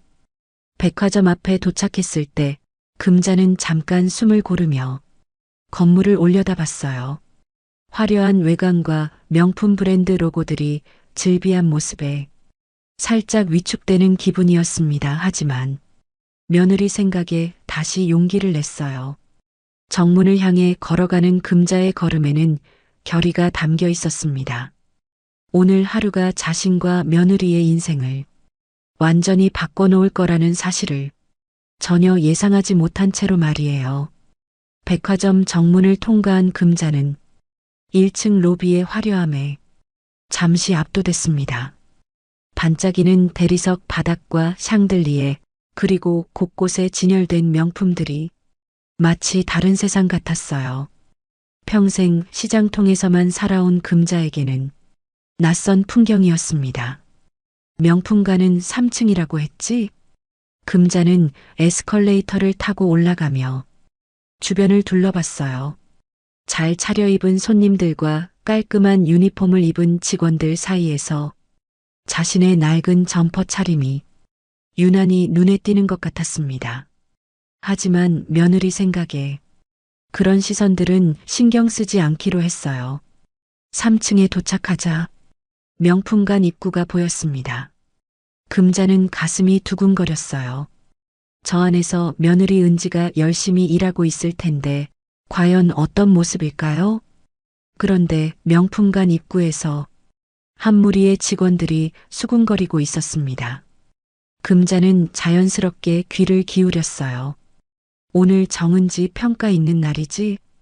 김 매니저, 준비는 다 됐어? 당연하지, 이미 다 정해진 일이야. 정은지는 이번에도 떨어뜨려야 해. 그래도 일은 잘하던데. 일을 잘한다고 다 되는 게 아니야. 라인이 중요한 거지. 우리 라인 아니면 절대 안 돼. 금자의 얼굴이 굳어졌습니다. 이게 무슨 소리인가요? 며느리의 평가가 이미 정해졌다는 말인가요? 명품관 입구로 다가가려던 금자를 한 매니저가 가로막았습니다. 아주머니, 죄송하지만 여긴 아무나 못 들어와요. 매니저의 목소리에는 노골적인 무시가 담겨 있었어요. 금자의 차림새를 위아래로 훑어보며 코웃음을 쳤습니다. 저는 직원 가족인데요. 직원 가족이라고요? 누구 가족이신데요? 정은지 시어머니입니다. 매니저의 표정이 더욱 차가워졌어요. 마치 벌레라도 본 듯한 얼굴이었습니다. 아, 정은지 시어머니. 그렇다고 해도 규정은 규정이에요. 특히 오늘은 중요한 평가가 있어서 더더욱 안 됩니다. 이때 지나가던 젊은 손님들이 금자를 보고 수군거렸어요. 저 아줌마 차림 좀 봐. 완전 촌스럽다 백화점에. 저런 사람도 오늘 경비가 뭐 하는 거야? 아마 청소하러 온 거 아니야? 아니면 음식 배달? 젊은 손님들의 비웃음 섞인 말들이 금자의 귀에 꽂혔습니다. 평생 남에게 무시당하며 살지 않았던 금자였지만 이 순간만큼은 얼굴이 붉어졌어요. 하지만 꾹 참았습니다. 며느리 때문에 여기 온 것인데 소동을 일으킬 수는 없었거든요. 알겠습니다. 그럼 밖에서 기다리겠어요. 금자는 고개를 숙이며 물러났습니다. 하지만 포기할 생각은 없었어요. 명품관 유리창 너머로 안쪽을 볼 수 있는 자리를 찾아 이동했습니다. 그곳에서 금자는 충격적인 광경을 목격했어요. 매니저와 몇 명의 직원들이 구석에 모여서 은밀한 대화를 나누고 있었는데 그들의 대화 내용이 또렷하게 들렸습니다. 정은지 이번에도 떨어뜨려야 한다니까. 계약직은 계약직이지 무슨 정규직이야. 그런데 실력으로는 충분히 합격인데 실력이 뭐가 중요해. 돈이 다 말해주는 거야. 박 과장이 자기 조카 넣으려고 얼마나 썼는데. 금자는 귀를 의심했어요. 뇌물이 오간다는 말인가요? 그래도 너무 노골적이면 문제가 되지 않을까? 괜찮아. 어차피 평가는 우리가 하는 거고 점수 조작은 얼마든지 가능하니까. 진상 고객 시나리오도 준비해뒀고. 진상 고객? 응, 일부러 물건 던지고 욕설하게 해서 정은지가 감정 조절 못하게 만드는 거야. 그러면 자연스럽게 점수 깎을 수 있지. 금자의 손이 부들부들 떨렸습니다. 이런 치졸한 음모가 있다니. 며느리가 아무리 열심히 해도 이길 수 없는 게임이었던 거예요. 내 며느리가 이렇게 당하고 있었다니. 금자는 분노로 온몸이 떨렸지만 동시에 냉정함도 유지했어요. 평생 장사를 하며 온갖 사람들을 상대해온 경험이 있었거든요. 이런 상황에서는 감정적으로 대응하면 안 된다는 것을 알고 있었습니다. 금자는 조용히 핸드폰을 꺼내 녹음 기능을 켰어요. 그리고 직원들에게 더 가까이 다가가며 그들의 대화를 더 자세히 들었습니다. 돈은 언제까지 받기로 했어? 오늘 평가 끝나고. 바로 500만 원이야. 꽤 쏠쏠하지? 정은지 말고 다른 애들도 마찬가지? 당연하지. 이번에 떨어뜨릴 애들. 리스트 다 있어. 모두 우리 라인 아닌 애들이야. 금자는 더 이상 들을 수가 없었어요. 이것은 단순히 며느리만의 문제가 아니었습니다. 수많은 젊은이들이 이런 불공정한 시스템에 희생당하고 있었던 거예요. 내가 반드시 이 일을 밝혀내야 해. 우리 은지뿐만 아니라 모든 피해자들을 위해서. 금자의 눈에는 결의가 불타올랐습니다. 평생 정직하게 살아온 자신의 신념이 허용할 수 없는 일이었어요. 하지만 지금 당장은 참고 기다려야 했습니다. 더 확실한 증거를 잡기 위해서 말이죠. 유리창 너머로 며느리 은지가 손님을 응대하는 모습이 보였어요. 환한 미소로 최선을 다하는 며느리의 모습에 금자의 가슴이 아팠습니다. 저렇게 열심히 하는데 이미 결과는 정해져 있다니. 은지야, 조금만 참아. 시어머니가 반드시 너를 지켜줄 테니까. 금자는 주먹을 꽉 쥐며 다짐했습니다. 오늘 이 일이 끝나기 전에 반드시 진실을 밝혀내겠다고 말이에요. 금자는 명품관 유리창 너머에서 계속 지켜보고 있었습니다. 핸드폰 녹음은 여전히 진행 중이었고 직원들의 추가 대화를 놓치지 않으려고 귀를 바짝 세우고 있었어요. 그런데 이때 또 다른 충격적인 장면이 펼쳐졌습니다. 김 매니저가 한 남성과 은밀하게 만나는 모습이 보였어요. 그 남성은 정장을 말끔히 차려입고 있었지만 어딘지 수상한 분위기였습니다. 두 사람은 구석진 곳으로 이동해서 무언가를 주고받았어요. 이게 약속했던 금액이야. 확실히 처리해줘야 해. 남성이 봉투를 건네며 말했습니다. 김 매니저는 봉투를 받아들고는 주변을 살핀 후 답했어요. 걱정 마세요. 박 과장님, 정은지는 물론이고 리스트에 있는 애들 전부 떨어뜨릴게요. 대신 조카분은 확실히 합격시켜 드릴 테니까요. 그래, 우리 조카가 얼마나 이 자리를 원했는데. 그런데 혹시 문제될 만한 건 없겠지? 전혀요. 평가 시스템 자체를 우리가 조작하니까 아무도 모를 거예요. 특히 오늘 진상 고객 시나리오는 완벽해요. 금자는 이 대화를 모두 녹음하며 분노로 온몸이 떨렸습니다. 정말 뻔뻔하기 짝이 없었어요. 이런 식으로 공정한 평가를 망가뜨리고 있다니. 진상 고객이 누구야? 제가 섭외한 사람이에요. 연기도 곧잘하고요. 정은지가 감정 조절 못하게 최대한 자극할 거예요. 물건도 던지고 욕설도 하고. 좋아. 그럼 확실하겠네. 그런데 다른 직원들은 모르지? 일부만 알고 있어요. 다 우리 편이니까.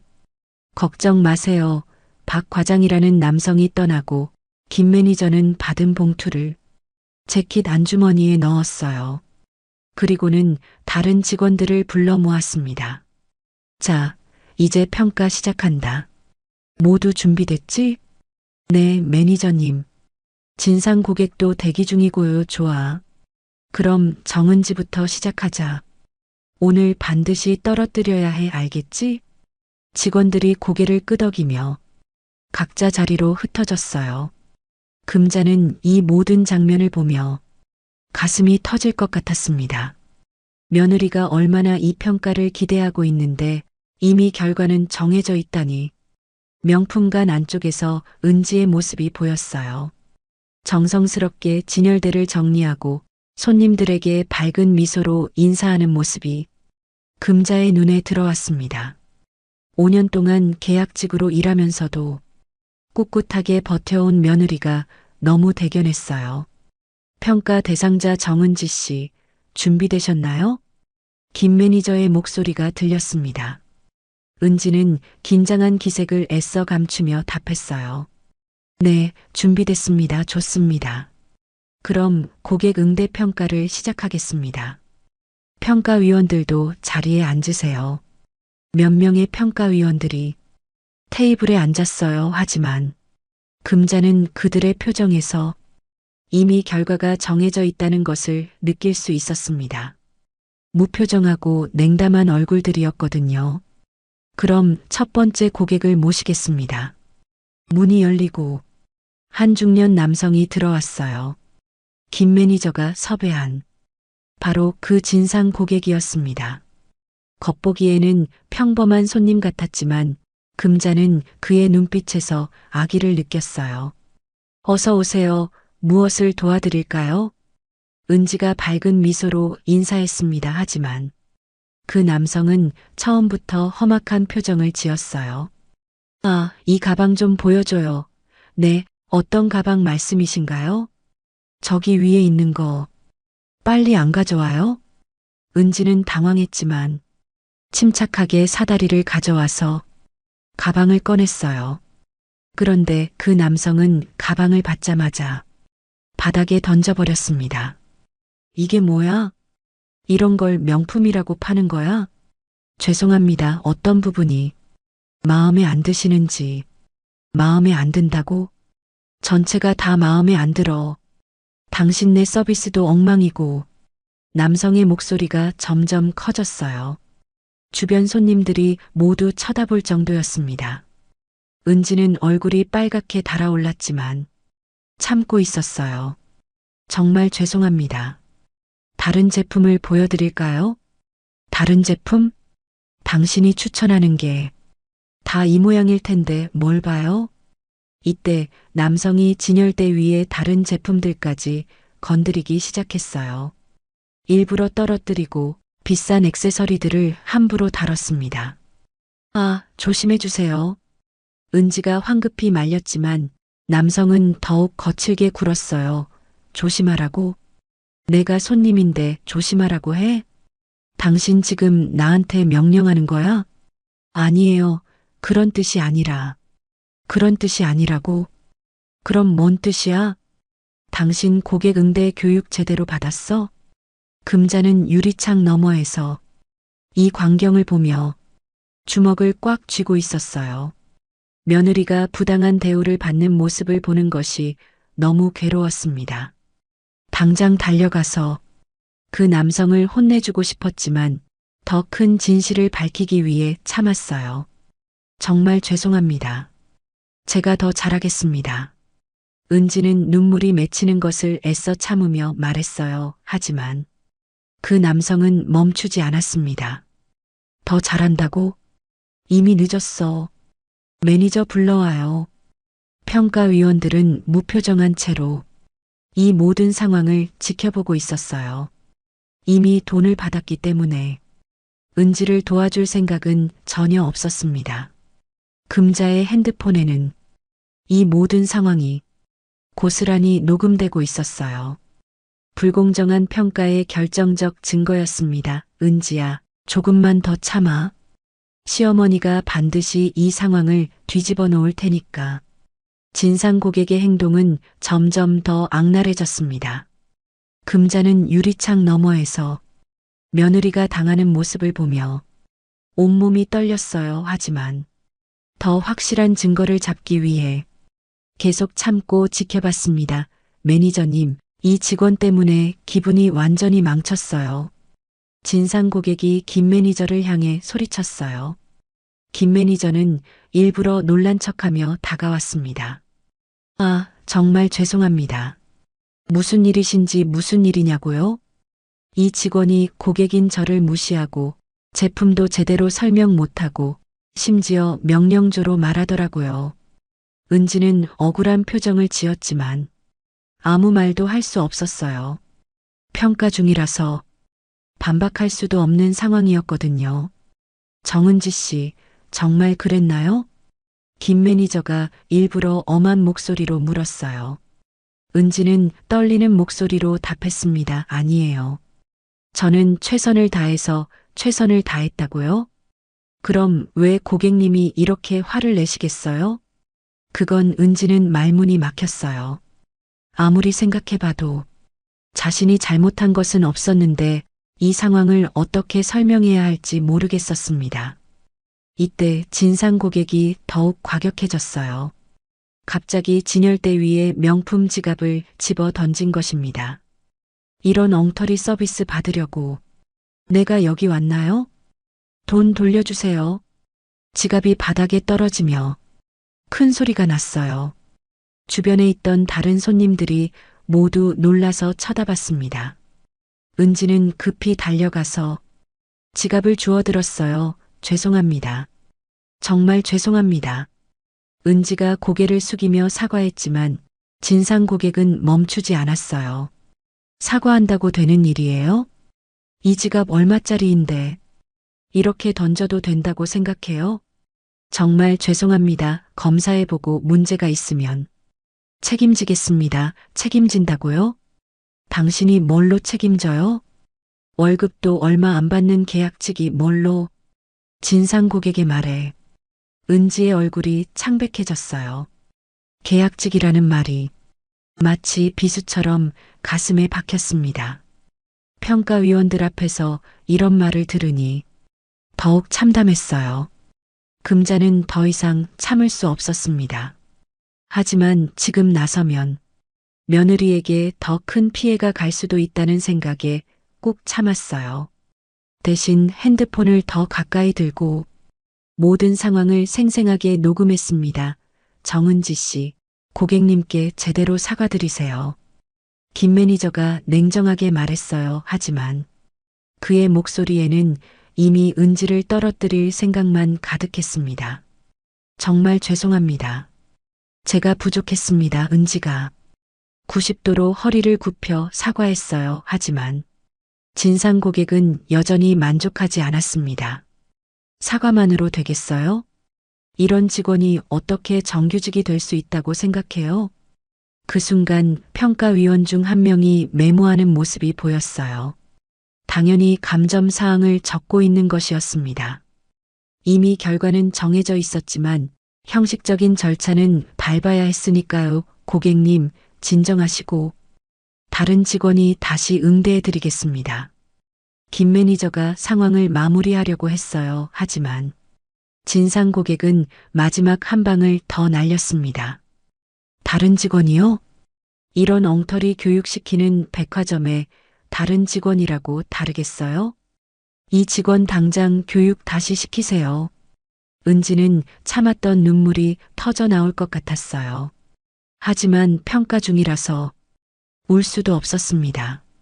그저 꾹 참고 서 있을 뿐이었어요. 네, 알겠습니다. 정은지 씨는 이제 들어가세요. 평가가 끝났다는 신호였어요. 은지는 비틀거리며 뒤로 물러났습니다. 5년 동안 꿈꾸던 정규직 전환의 기회가 이렇게 무너져 내리는 순간이었어요. 평가위원들은 서로 눈짓을 주고받으며 점수를 매겼어요. 당연히 낮은 점수들 뿐이었습니다. 김 매니저가 미리 부탁해뒀으니까요. 다음 평가자 준비시켜 주세요. 평가는 계속 이어졌어요. 하지만 금자의 눈에는 다른 지원자들도 비슷한 처우를 받는 것이 보였습니다.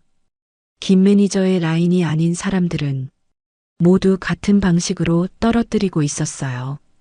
한 지원자는 일부러 까다로운 질문을 받았고 다른 지원자는 아예 답할 시간도 충분히 주지 않았어요.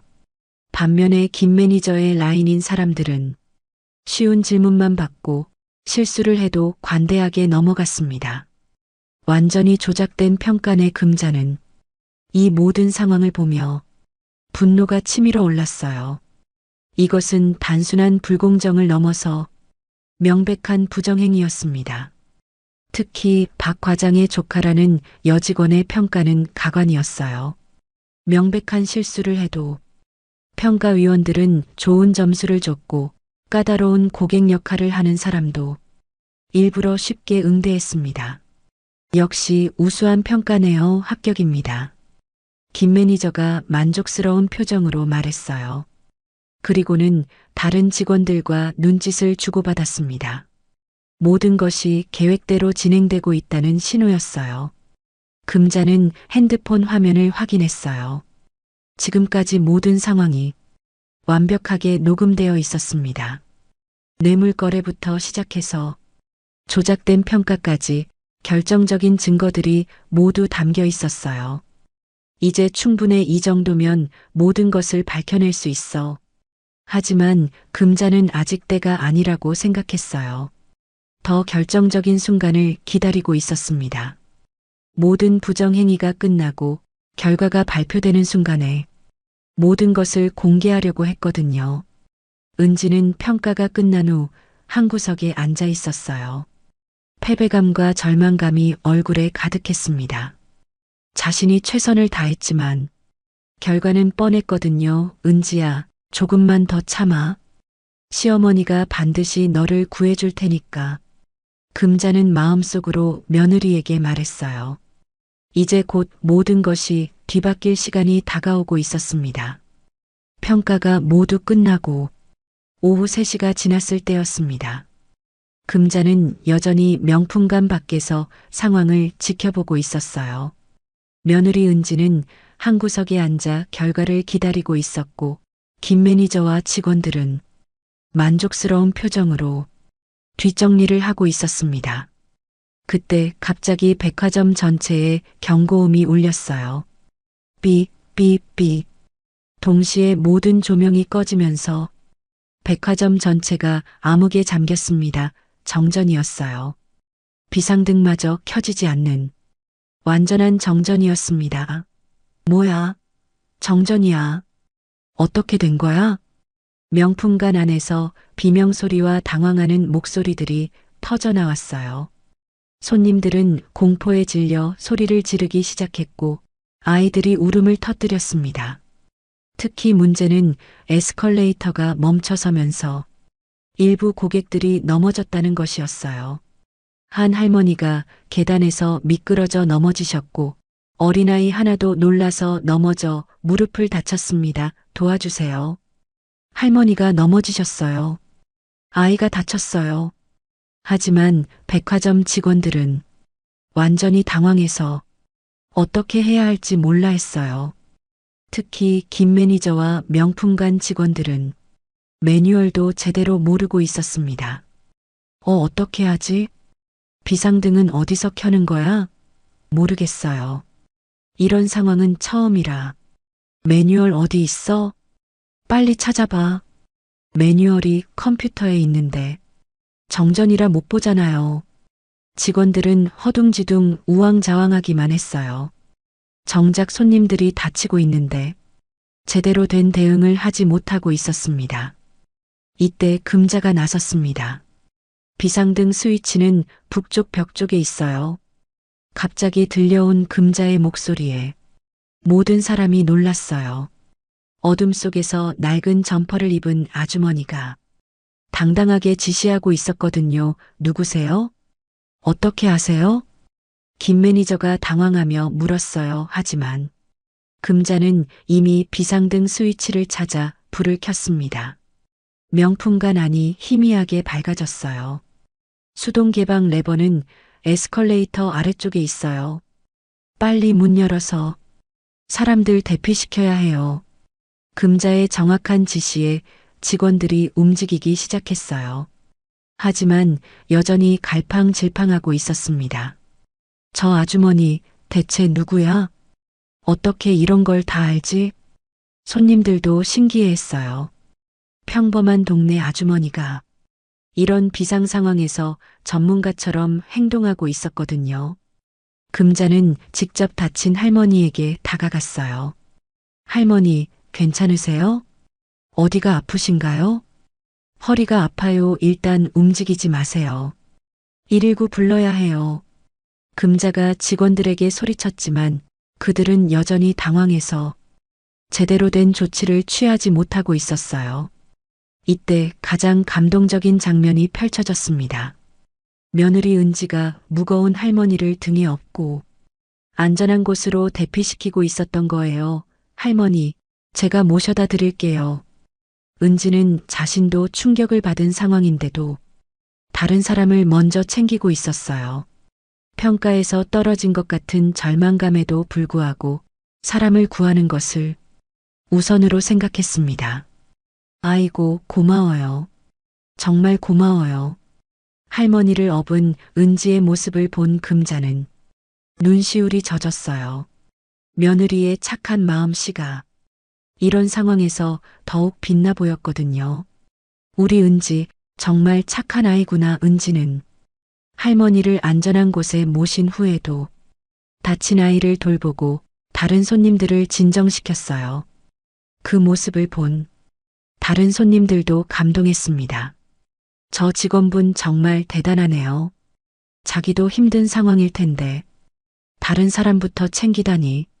저런 직원이 진짜 프로페셔널이죠. 반면에 김 매니저와 다른 직원들은 여전히 갈팡질팡하고 있었어요. 심지어 일부는 자기들 안전만 챙기느라 손님들은 뒷전이었습니다. 금자는 이 모든 상황을 지켜보며 확신했어요. 진짜 실력 있고 인성 좋은 사람은 따로 있다는 것을 말이죠. 평가에서 좋은 점수를 받은 사람들은 정작 이런 위기 상황에서는 아무 쓸모가 없었어요. 비상구는 저쪽이에요. 질서 지켜서 대피하세요. 금자가 계속 상황을 지휘했어요. 오랜 상업 경험과 위기 대처 능력이 빛을 발했습니다. 사실 금자는 평생 장사를 하면서 온갖 돌발 상황을 겪어봤거든요. 저 아주머니 진짜 대단하다. 직원보다 더 잘하네요. 대체 정체가 뭐지? 손님들의 수군거림이 들렸어요. 하지만 금자는 신경 쓰지 않았습니다. 지금은 사람들의 안전이 최우선이었거든요. 30분 정도 지나서 전기가 복구되기 시작했어요. 조명이 하나둘 켜지면서 백화점 안이 다시 밝아졌습니다. 전기 들어왔다. 다행이다. 사람들이 안도의 한숨을 쉬었어요. 하지만 이제 진짜 드라마가 시작될 시간이었습니다. 복도 끝에서 급한 발걸음 소리가 들렸어요. 백화점 사장이 헐레벌떡 뛰어오고 있었습니다. 정전 사고 때문에 급히 온 것이었어요. 어떻게 된 거야? 다친 사람은 없고? 사장이 숨을 헐떡이며 물었어요. 그런데 명품관 앞에 서 있는 낡은 점퍼 차림의 금자를 보는 순간 사장의 얼굴이 하얗게 질렸습니다. 사장은 믿을 수 없다는 표정으로 금자를 바라봤어요. 그리고는 다리가 풀려서 주저앉을 뻔했습니다. 저분이 사장의 입에서 떨리는 목소리가 나왔어요. 주변 사람들은 모두 궁금해했습니다. 대체 저 평범한 아주머니가 누구기에 사장이 저런 반응을 보이는 걸까요? 금자는 사장을 보며 조용히 미소를 지었어요. 이제 진실이 밝혀질 시간이 다가오고 있었습니다. 백화점 사장은 금자를 보자마자 얼굴이 창백해졌습니다. 주변에 있던 김 매니저와 직원들, 그리고 손님들은 모두 이상한 분위기를 느꼈어요. 평범한 동네 아주머니를 보고 왜 사장이 저런 반응을 보이는 걸까요? 사장은 몇 걸음 뒤로 물러서며 떨리는 목소리로 말했어요. 혹시 박금자 회장님이신가요? 그 말에 현장이 순식간에 조용해졌습니다. 회장님이라고요? 저 낡은 점퍼를 입은 아주머니가 회장님이라는 말인가요? 금자는 잠시 침묵을 유지하며 사장을 바라봤어요.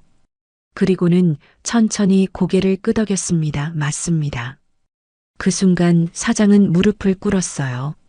정말로 바닥에 무릎을 꿇고 절을 했습니다. 회장님, 정말 죄송합니다.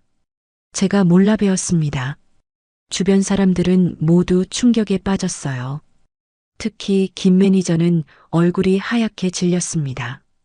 자신이 문전박대했던 그 아주머니가 회장님이라고요? 회장님이라고 하셨나요? 한 손님이 믿을 수 없다는 표정으로 물었어요. 사장은 떨리는 목소리로 답했습니다. 네, 이분이 바로 우리 백화점이 들어선 이 건물의 실소유주이신 박금자 회장님입니다. 그제서야 모든 사람들이 상황을 이해하기 시작했어요.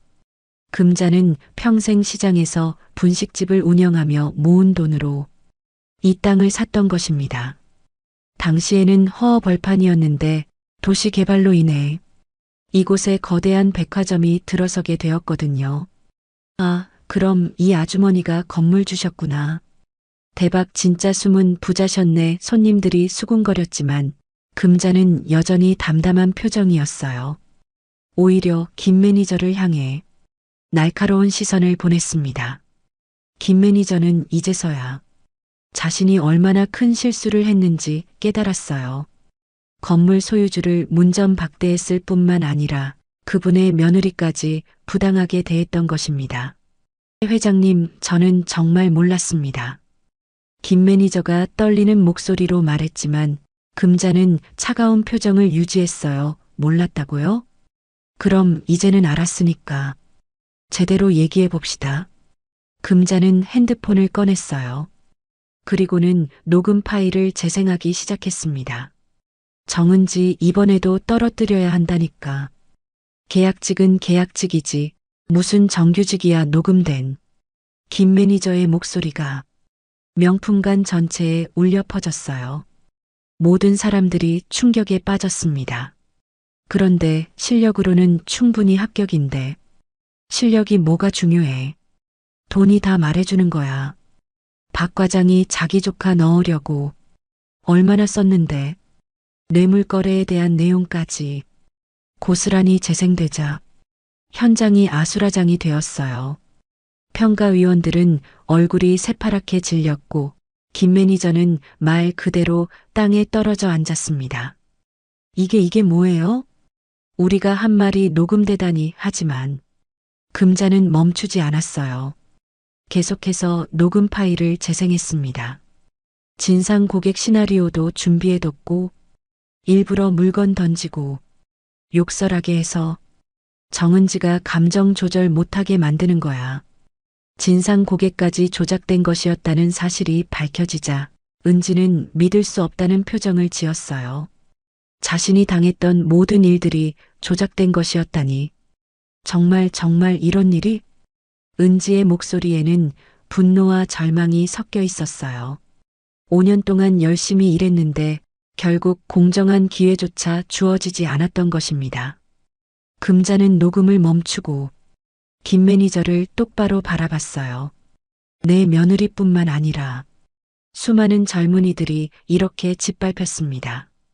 이게 당신들이 말하는 공정한 평가인가요? 김 매니저와 평가위원들은 아무 말도 할 수 없었어요. 완벽한 증거 앞에서 변명할 여지가 없었거든요. 회장님, 정말 죄송합니다. 제가 잘못했습니다. 김 매니저가 바닥에 엎드려 빌기 시작했어요. 하지만 금자의 표정은 조금도 누그러지지 않았습니다. 내게 빌지 마세요. 당신들이 짓밟은 아이들에게 빌어야 하는 거 아닌가요? 금자의 말에 다른 지원자들도 눈물을 흘렸어요. 자신들이 당했던 불공정한 대우가 모두 조작된 것이었다는 사실을 알게 되었거든요. 백화점 사장은 황급히 상황을 수습하려고 했어요. 회장님, 이 일은 제가 책임지겠습니다.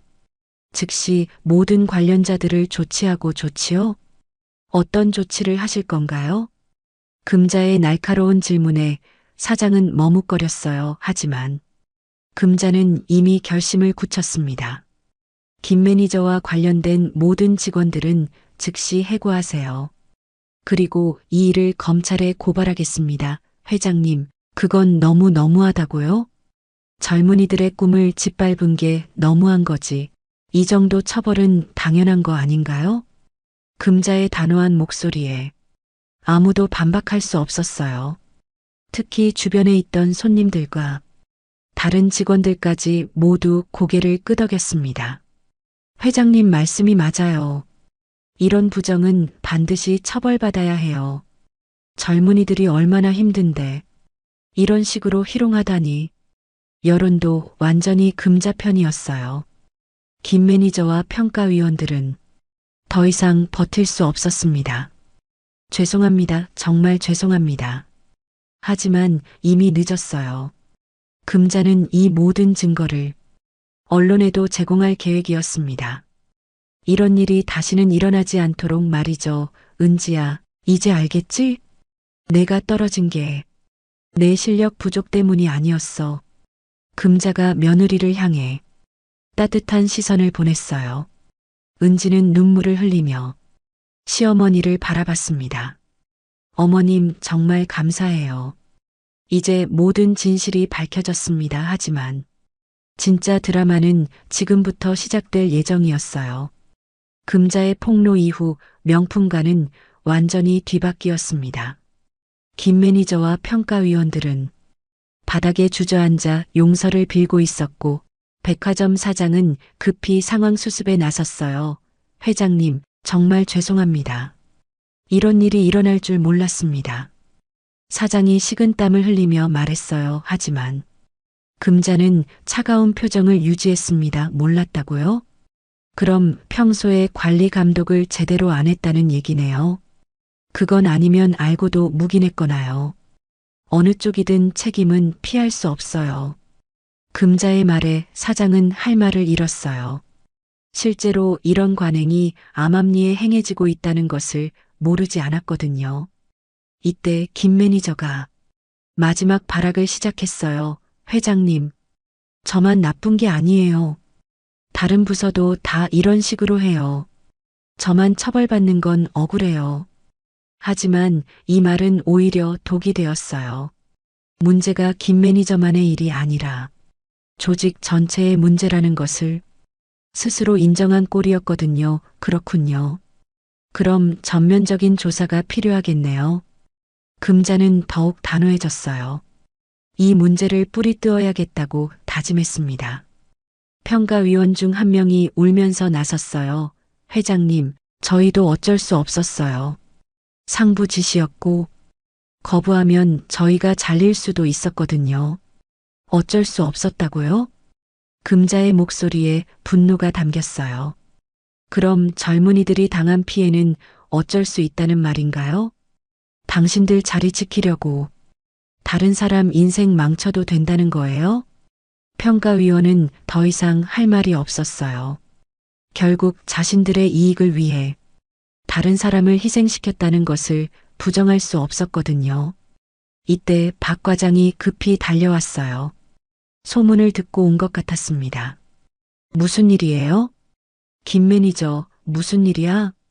하지만 박 과장도 금자를 보자마자 상황을 파악했어요.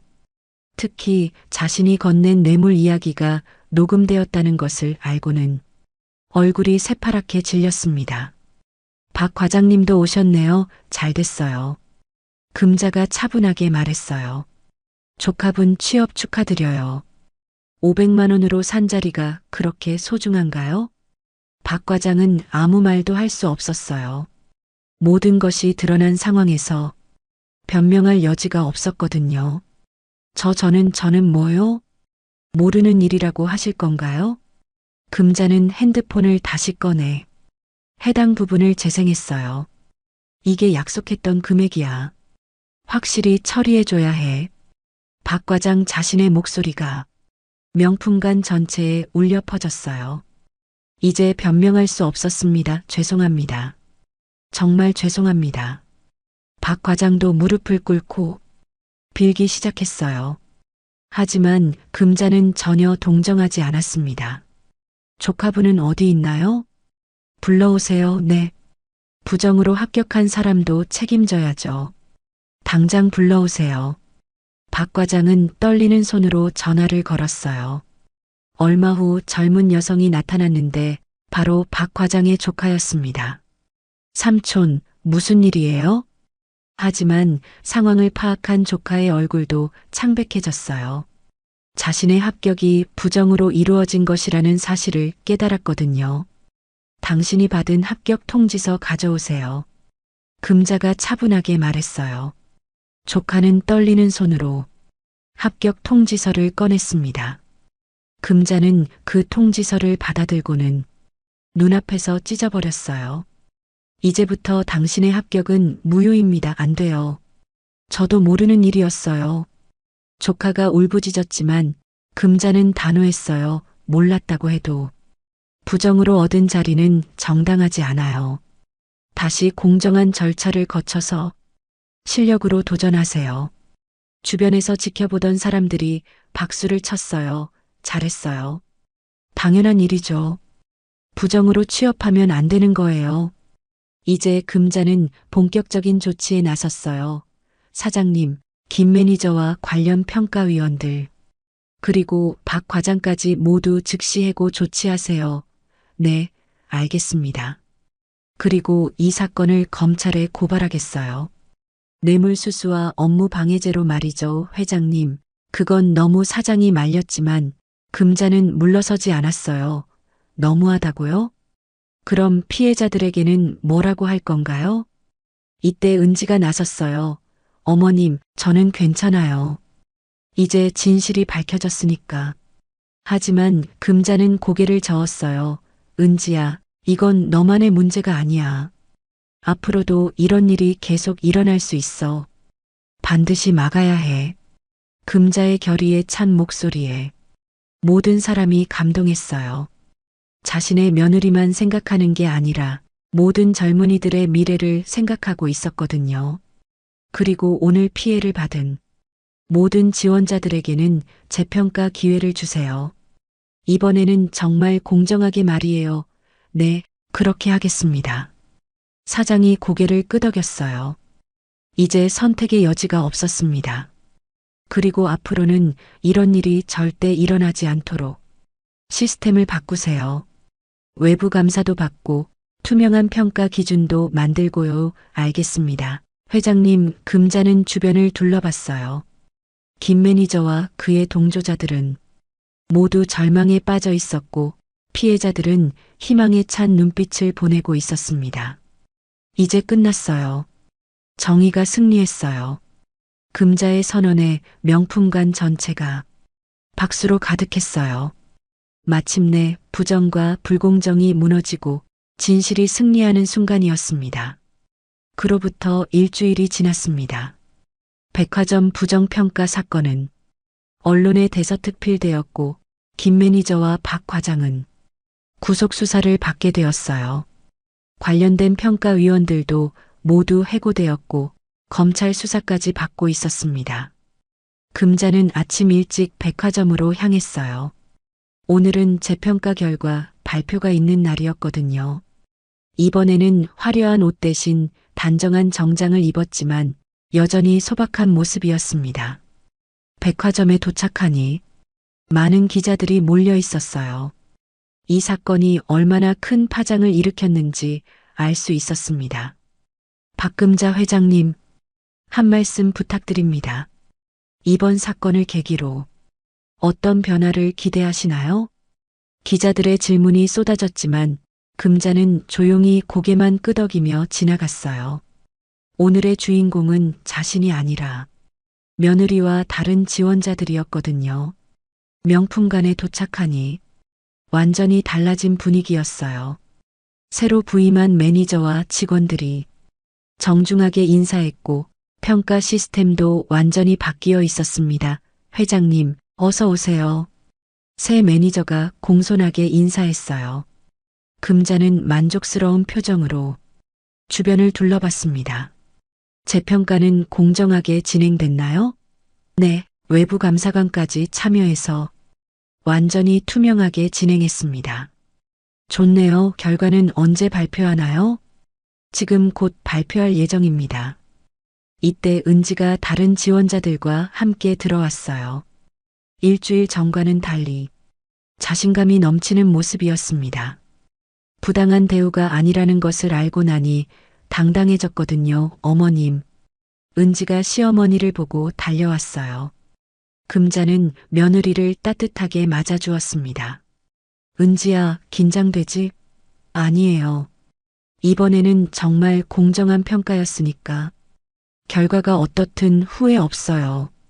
은지의 당당한 대답에 금자는 뿌듯해했어요. 며느리가 이렇게 성장한 모습을 보니 감동이었습니다. 자, 그럼 재평가 결과를 발표하겠습니다. 새 매니저가 마이크를 잡았어요. 모든 사람들이 긴장하며 결과를 기다렸습니다. 먼저 이번 재평가는 완전히 새로운 시스템으로 진행되었습니다. 외부 전문가들이 참여했고 모든 과정이 녹화되어 투명성을 확보했습니다. 박수가 터져 나왔어요. 정말 공정한 평가였다는 것을 모두가 확신할 수 있었거든요. 그럼 합격자를 발표하겠습니다. 정은지 씨.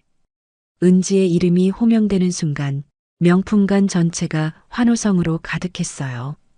특히 일주일 전 정전 사고 때 은지의 모습을 봤던 손님들이 가장 크게 박수를 쳤습니다. 축하해요. 정말 잘 됐어요. 당연한 결과예요. 은지는 눈물을 참을 수 없었어요. 5년 동안 꿈꿔왔던 정규직 전환이 마침내 이루어진 것입니다. 하지만 이번에는 정말 자신의 실력으로 쟁취한 것이었어요. 어머님, 정말 감사해요. 은지가 금자를 껴안으며 눈물을 흘렸어요. 금자도 눈시울이 젖었습니다. 은지야, 넌 충분히 잘났어. 이제 알겠지? 네, 어머님. 정말 고마워요. 하지만 금자에게는 더 중요한 일이 남아 있었어요. 다른 합격자들도 발표되었는데 모두 정말 실력 있는 사람들이었습니다. 일주일 전 부당한 대우를 받았던 지원자들 대부분이 합격했어요. 정말 다행이에요. 실력 있는 사람들이 제대로 인정받게 되어서 말이에요. 금자가 만족스러운 표정으로 말했어요. 이제 진짜 목표를 향해 나아갈 때였습니다. 며칠 후 금자는 백화점 전체 직원 회의에 참석했어요. 오늘은 새로운 시스템을 발표하는 날이었습니다. 여러분, 이번 사건을 계기로 우리 백화점은 업계 최초로 계약직 차별 없는 제도를 도입합니다. 금자의 발표에 모든 직원들이 놀랐어요. 계약직과 정규직의 차별을 완전히 없애겠다는 것이었거든요. 앞으로는 계약직이라는 이유로 승진에서 차별받거나 교육 기회에서 소외되는 일은 없을 것입니다. 박수가 터져 나왔어요. 특히 계약직 직원들은 눈물을 흘리며 박수를 쳤습니다. 그리고 모든 평가는 투명하게 공개되며 외부 감시 기구도 운영할 예정입니다. 금자는 단상에서 내려와 직원들 사이로 걸어갔어요. 여러분, 기억하세요. 돈이 있어도 직함이 높아도 사람을 차별하면 안 됩니다. 진짜 서비스는 진심에서 나오는 거예요. 직원들이 모두 고개를 끄덕였어요.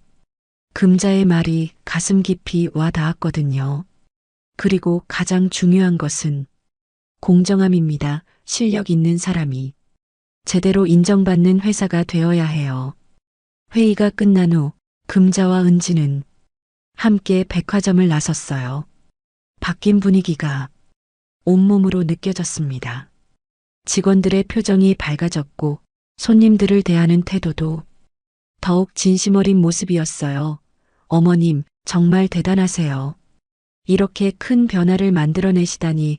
은지야, 이제 시작이야. 우리가 만든 변화가 다른 곳에도 퍼져나가야 해. 금자는 멀리 보고 있었어요. 이 한 건의 사건으로 끝나는 게 아니라 사회 전체의 변화를 이끌어내고 싶었거든요. 차별 없는 세상, 공정한 세상 말이에요. 네, 어머님. 저도 이제 정규직이 되었으니까 후배들이 차별받지 않도록 도와줄게요. 시어머니와 며느리는 손을 맞잡고 백화점을 걸어 나갔어요. 석양이 그들의 뒷모습을 따뜻하게 감싸고 있었습니다. 며칠 후 뉴스에서는 다른 회사들도 유사한 제도를 도입한다는 소식이 나왔어요. 금자가 시작한 변화가 정말로 사회 전체로 퍼져나가고 있었던 것입니다. 금자는 집에서 뉴스를 보며 미소를 지었어요. 평생 분식집에서 떡볶이를 팔았던 자신이 이렇게 큰 변화를 만들어낼 줄은 몰랐습니다. 이제 정말 좋은 세상이 될 거야. 창문 너머로 보이는 하늘이 유난히 맑았어요. 차별과 불공정이 사라진 새로운 세상을 향한 희망이 그 하늘만큼이나 밝게 빛나고 있었습니다. 오늘도 함께 해주셔서 감사합니다. 달빛인 생사연은 가족 이야기, 노후 드라마, 감동 오디오북을 통해 여러분의 마음에 작은 위로와 공감을 전하고 있습니다. 앞으로도 더 많은 인생 사연과 감동 이야기를 함께 하시려면 구독과 좋아요, 알림 설정 꼭 부탁드립니다.